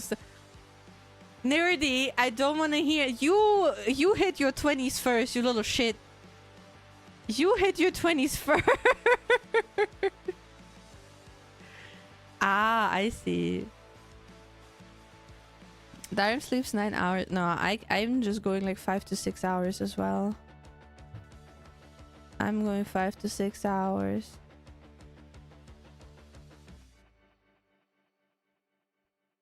I can say shit since I hit my 20s. How do you guys survive? Pure will and energy.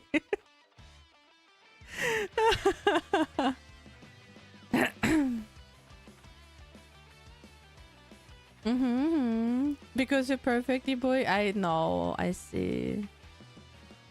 Your presence confuses people sometimes. In which way? Pure spite. I mean, for you, yeah, with your insomnia. That is true. Yeah, if I sleep like 9 hours, I'm just too exhausted from sleeping.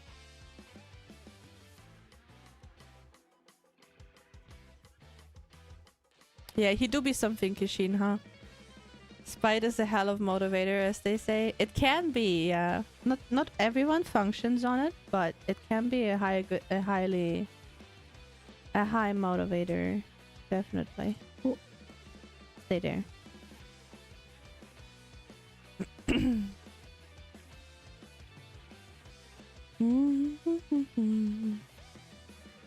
In what way? Yes. I mean, Kishin, you can describe it, no? You're capable.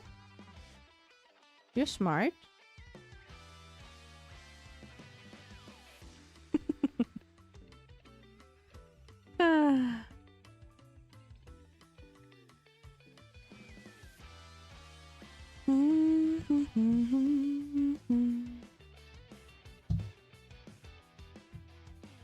So, the stick is getting longer.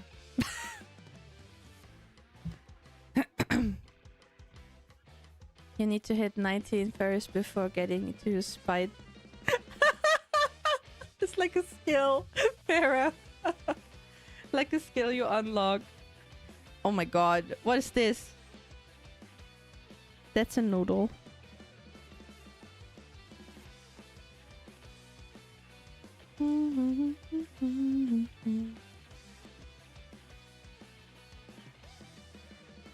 So, I'll do this.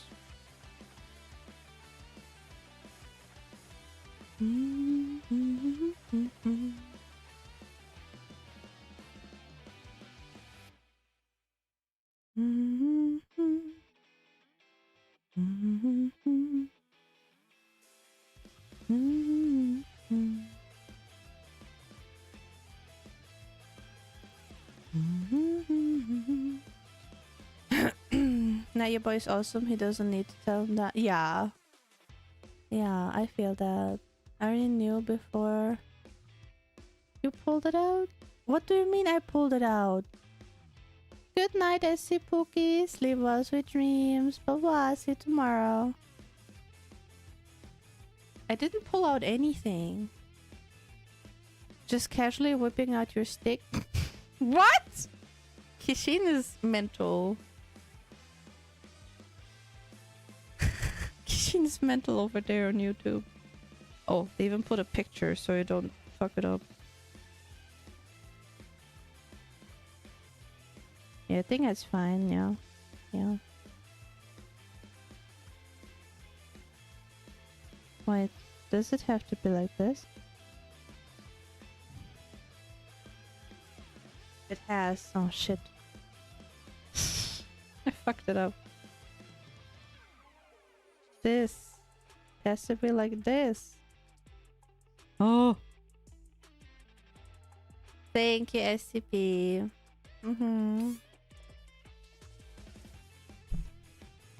What did they post it, Snake? What did they post?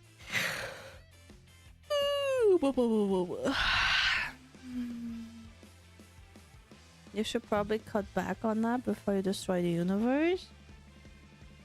Kishin, what are you talking about?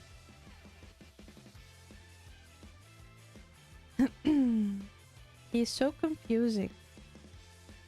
Lovers, SCP, blah blah. Yeah, that would also be a thing. Uh-huh. And then Shin. Then we stick the thing into the thing. So that this is like here. Okay. It's getting bigger.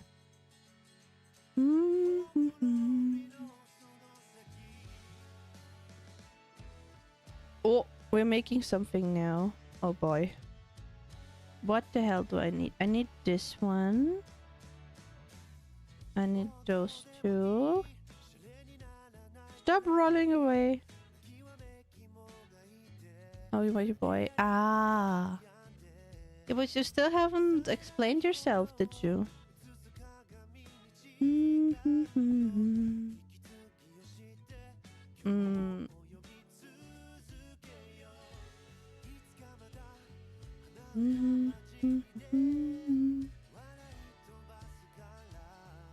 Teaser video for new DLC for ready or not? Oh. Our plant is growing. It is. It definitely is.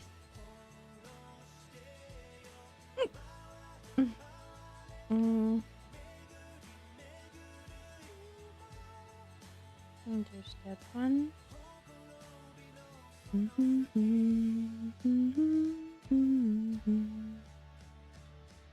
This. Okay, I should have everything.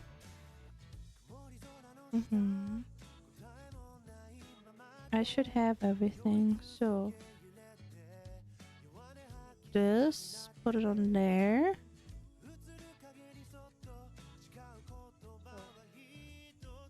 Then I put this on here, double type.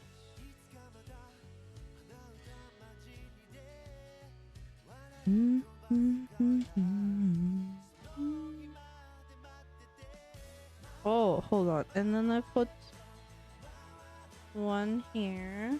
And then I stick this one up there. Oh, I see what it is. It's like the new flower buds. You can't, Snake.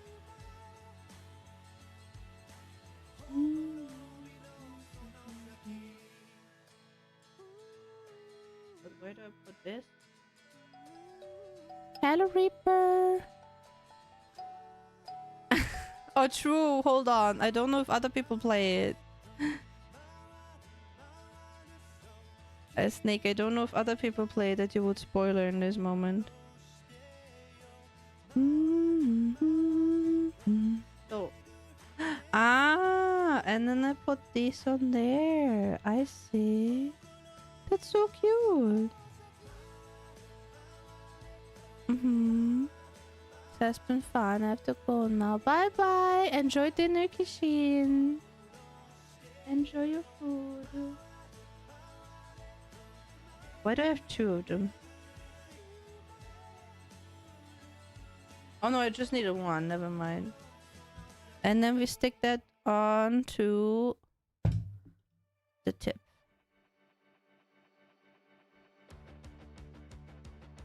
There. There you go.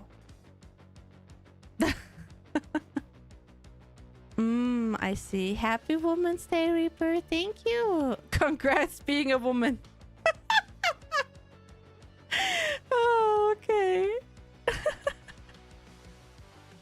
Thank you.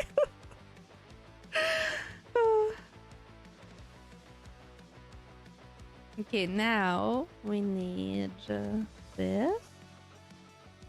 Then 2 of these. This one this time.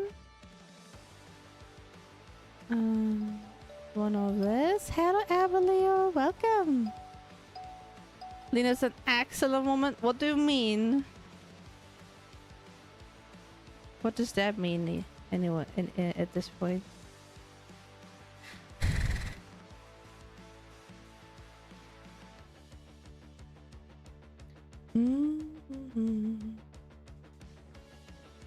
So this goes here. Oh, ow, my hair stuck. Ow. Yeah, bye-bye, Kishin. Have a good day. Happy Monday tomorrow. Be safe outside, yeah?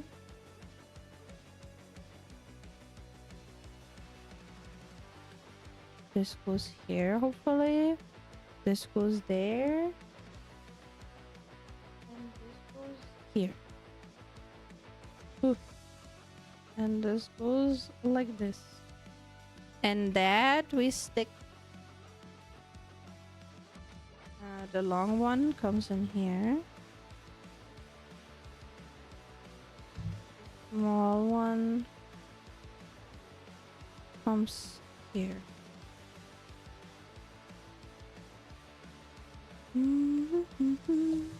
Welcome back, Spirit. Yeah, you too, Kishin. You too. Keep being a woman. You're really good at it. What does that even mean? I don't understand. Also implications of next missions being at an amusement park. Oh, that kind of sounds cool.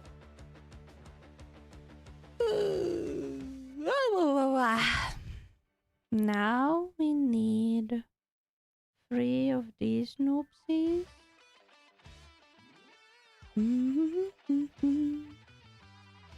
Wanna know something stupid? I found another puzzle that I wanted, and I thought I ordered it, but it never got delivered.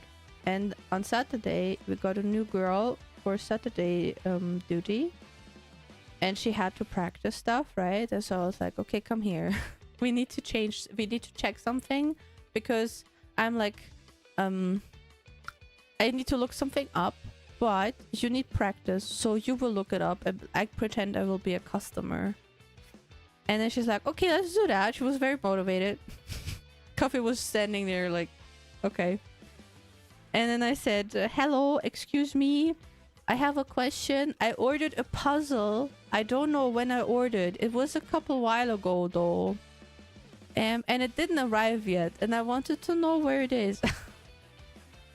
Then I explained to her how to do everything. And we looked up a lot. And then at the end, it was a really nice practice, because usually customers come in sometimes like that, you know. It was a really good practice for her. But the problem was I didn't order the puzzle. I forgot. I thought I did. But now we ordered it.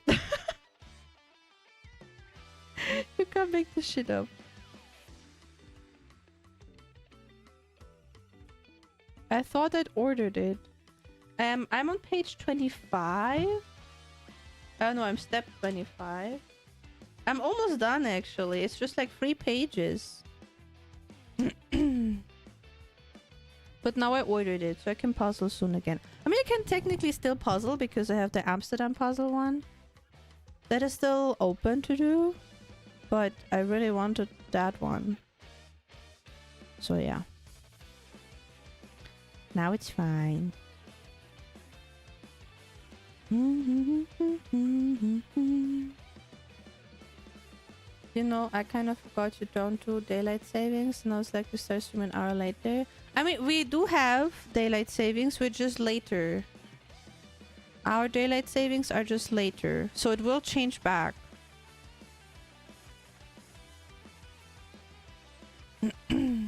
It will be soon.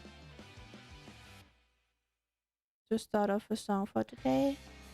Female of the species. What's that song about, Spirit? Females. Ha ha ha ha. Good joke.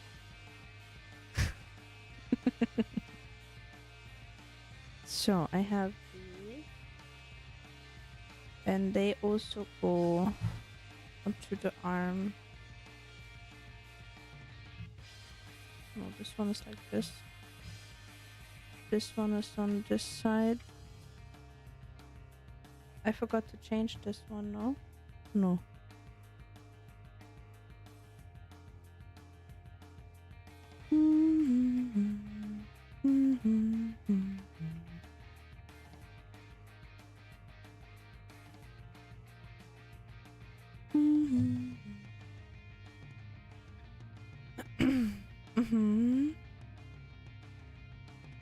Like when for the US is the first Sunday of March.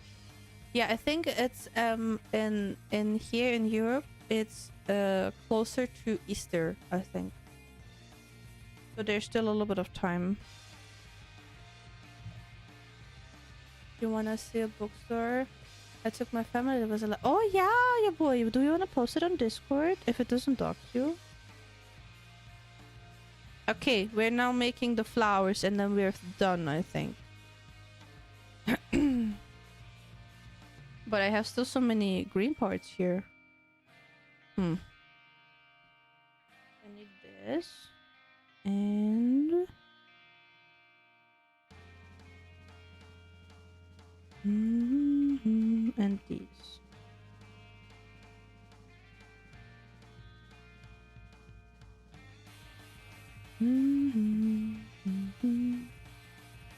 Hello ZV, welcome. You're doing anything fun for Easter? No, I will work. I wanted to visit my family during that time, but I will do a lot of pre-working because I will be on vacation a bit later, like after that.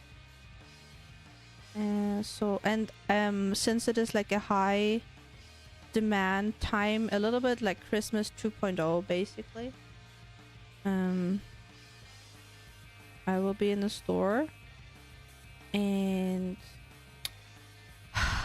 just for a week, Para. CV, that's okay, all good. If it helps you, you get Discord notifications if you have Discord. Or there's also, I post go live notifications on Twitter, Threads, Blue Sky, and stories on Instagram. So, no, I will be back after a week. Shut. Don't cry. It's in a month, not even, in 5 weeks. And until that, I want to pre-produce on Twitch. I mean, yeah, on Twitch also pushes. That is true, but not everyone has like notifications from Twitch on the phone.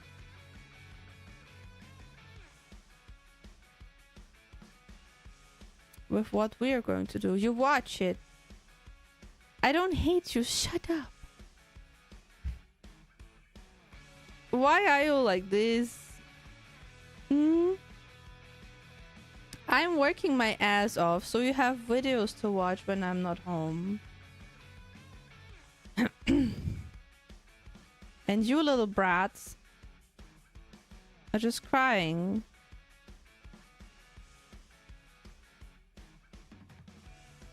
Because it's funny. Hatchlings, I'm here to inform you that there are some ads coming up soon. Yes, stream will be slightly extended, so I finished the flower because we're almost there. When did Lina say she will be off? In 5 weeks. Because we like you or something, silly goose. Look at that Sundara answer. Look at that. No, No, we didn't. I just didn't feel like it today. So we are doing this and like chatting and we watched videos. It was really nice. We haven't finished it yet. I just didn't want it to force myself, but I also didn't want it to cancel stream. Huh? What will be not arriving, Spirit? Do you have to confess something? Yeah, the car will take a time. Yeah. The car will take its time.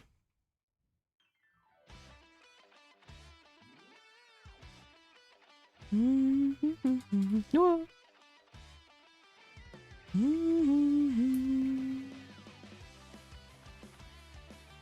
I mean, that is okay for me.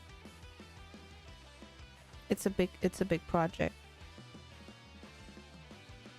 So, then we have that.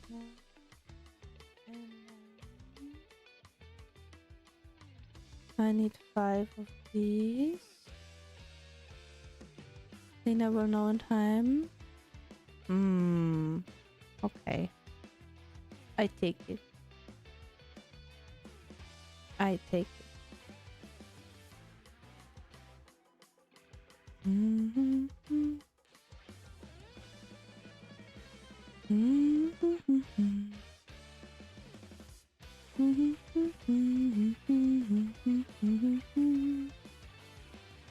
I still think if you're a beginner with plants, you should get an orchid, by the way. I didn't give up on that. Also, I still need to post that March challenge for the community. I gotta make a reminder after stream. Where you try to cook a new recipe that you never had before. And then I have to look up that recipe for those pork steam buns that I wanted to make. Yeah, I'm not sure if you were there, Spirit. I thought it would be like a cool idea to have like a monthly challenge or activity as a community on Discord. And then share it basically so we all learn something new. And for this month, I thought it would be very accessible if we just try that we cook something new that we never cooked before. And then we post a picture like in a forum specifically for that. About the monthly challenges, Nerdy. About the monthly things that I wanted to do, and I forgot to post the announcement, but I will do. Hello, Yoga. Good morning. Welcome. So now I need 5 of these. And I need 10. 3, 10. This is how you math. Would it be okay to make a vet? Yeah. No matter what you want, it is the only criteria is because it is like a thing where we learn something together, that it's like something you never made before. That is the only criteria. Thank you, Zolti. And there's also like no judgment, depends on cooking level. Like if someone, for example, never made Eggs Benedict, for example, and you want to try it out, absolutely cool. See, like it doesn't matter which skill level you have. The goal is that you just go a little bit over your comfort zone.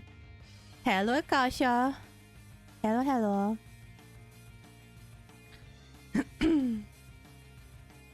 So now I do this. And I add them. Oh. I add them like this.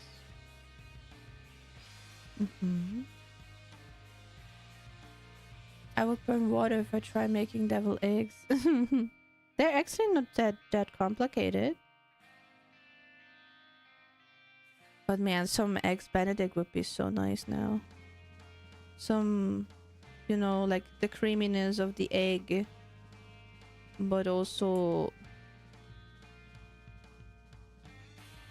Oh, do I make them wrong all the time?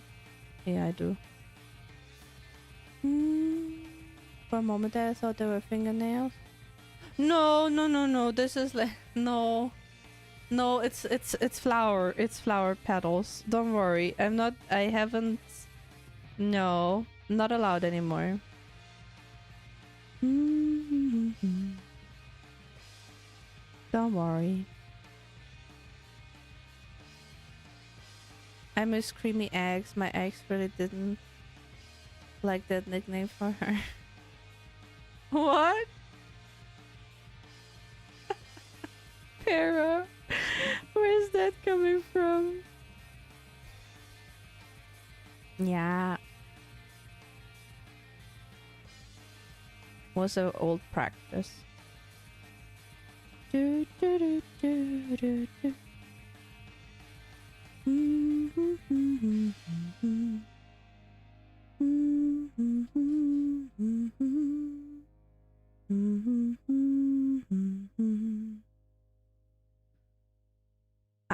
My lawyer said I should not talk anymore.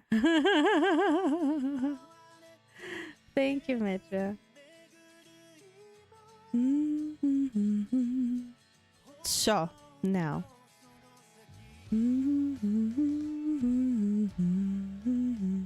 I hope you have a good day. I hope you have a good day, Akusha.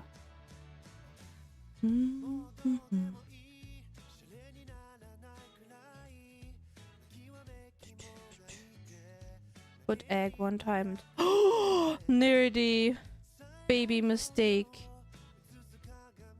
Baby mistake. Good night, Star Sky. See you tomorrow. Oh god. Yeah, what happened, Nerdy? Did you learn your lesson? Did you learn your lesson at least? From your criminal crimes?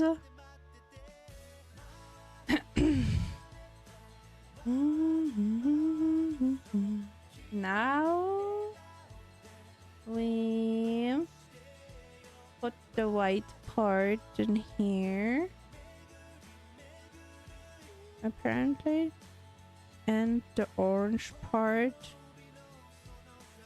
apparently in here. Yeah. Okay. Definitely glad I didn't make big mistakes when cooking. Maybe try to next time. No.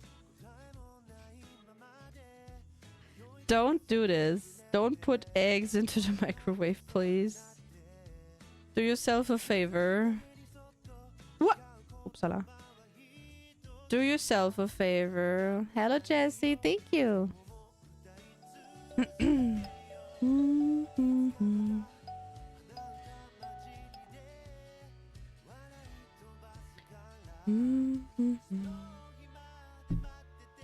Yeah, Darren, do you want to try that and tell us tomorrow, like on Tuesday, how that went?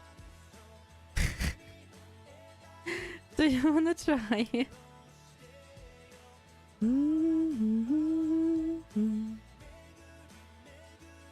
So.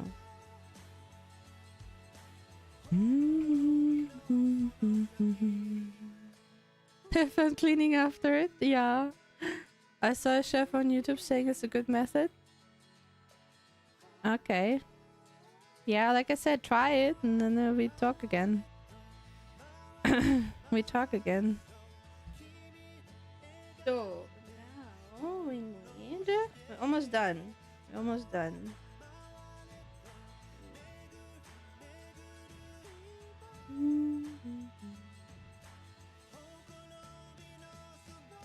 Nah.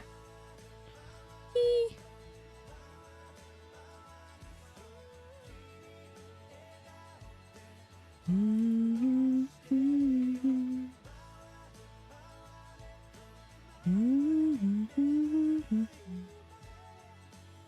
I don't need those anymore. I'm gonna get rid of them.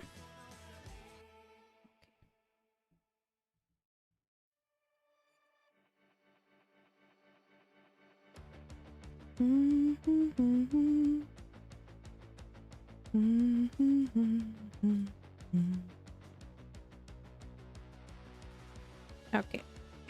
So. We're almost done. Let's go. Let's crunch this. Let's crunch this. So we need the leaf. There goes this one.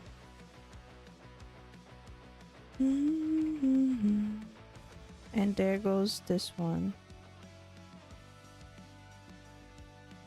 Okay. That's doable.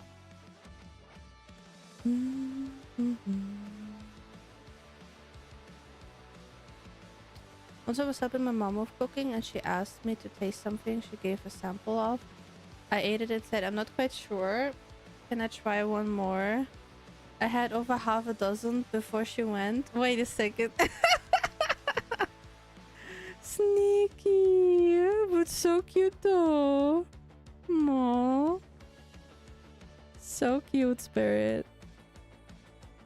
But very sneaky.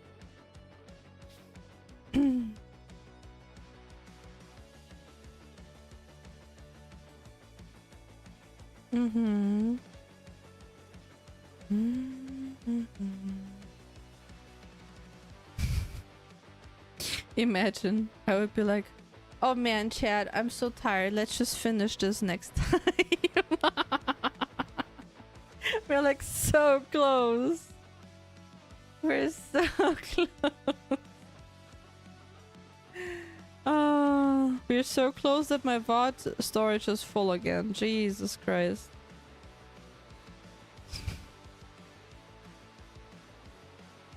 Thank you. That really is a problem.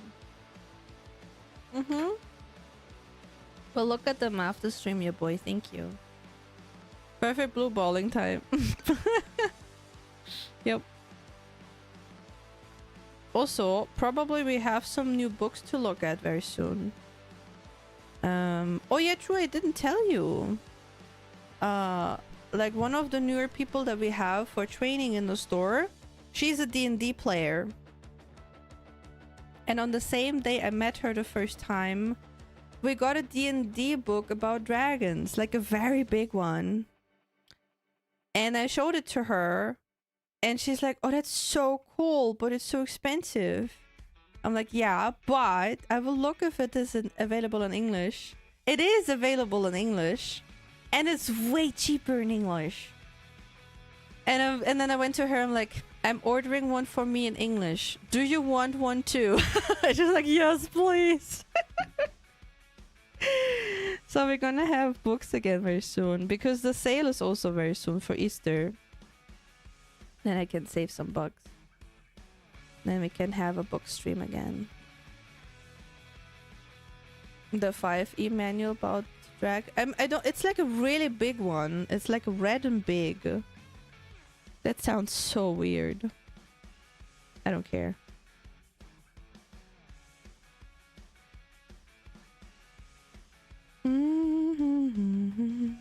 So we finished that. And now we put that here on the side, apparently.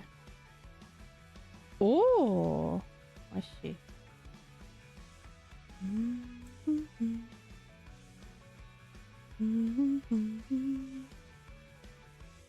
There we go. There's our flower. The monster manual. Don't you mean the waifu colleague? I do have some books that are made like this, I think, Darren. At some point I need to like post a collection on Discord about my dragon books. No, she doesn't know. But yeah, it's really fun. With the new people in training. I mean, we need every helping hand because we're short-handed again. I told you about it. So, I'm really happy. And then it's even better if like the helpers fit with the vibe, you know. It just makes work so much easier. It's so much more enjoyable. And this is a big thing to say when you work retail.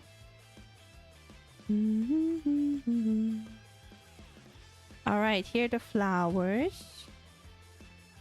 And now we put them together.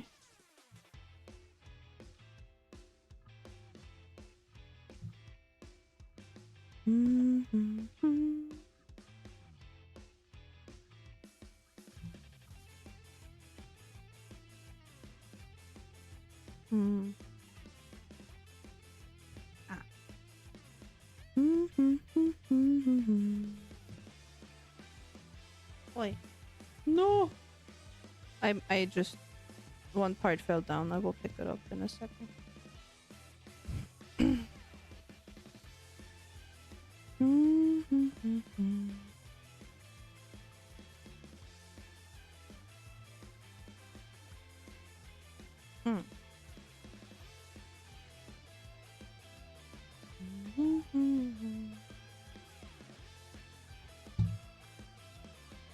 I think one flower will be differently placed again. But there we go. We finished it. Fitting the vibe is optional, but damn doesn't make things easier. Absolutely, yeah. We finished our flower. Yippee! Still not eating? Yeah, but we're going now. Because I finished. I wanted to finish. I was so close. We finished it. Good job, Chad. Good job. I'm proud of you. Oh. That's not a flower. That's a peck. Yeah.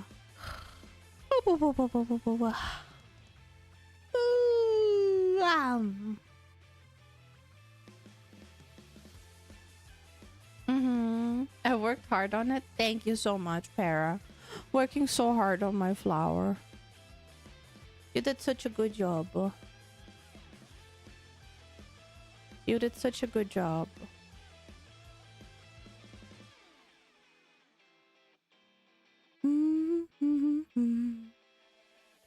So let's see.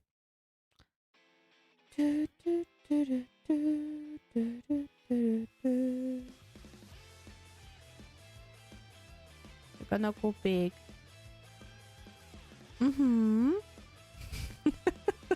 Thank you, Para.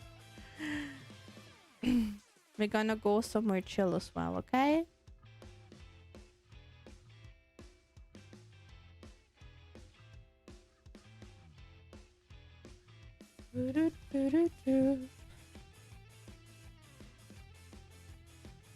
Oh, there's only follows. I mean, you should probably follow her anyway, don't you?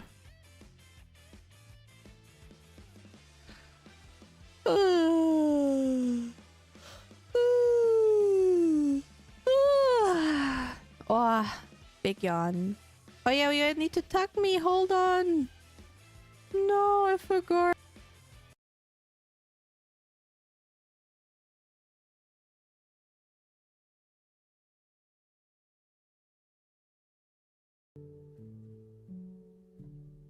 I forgot, man.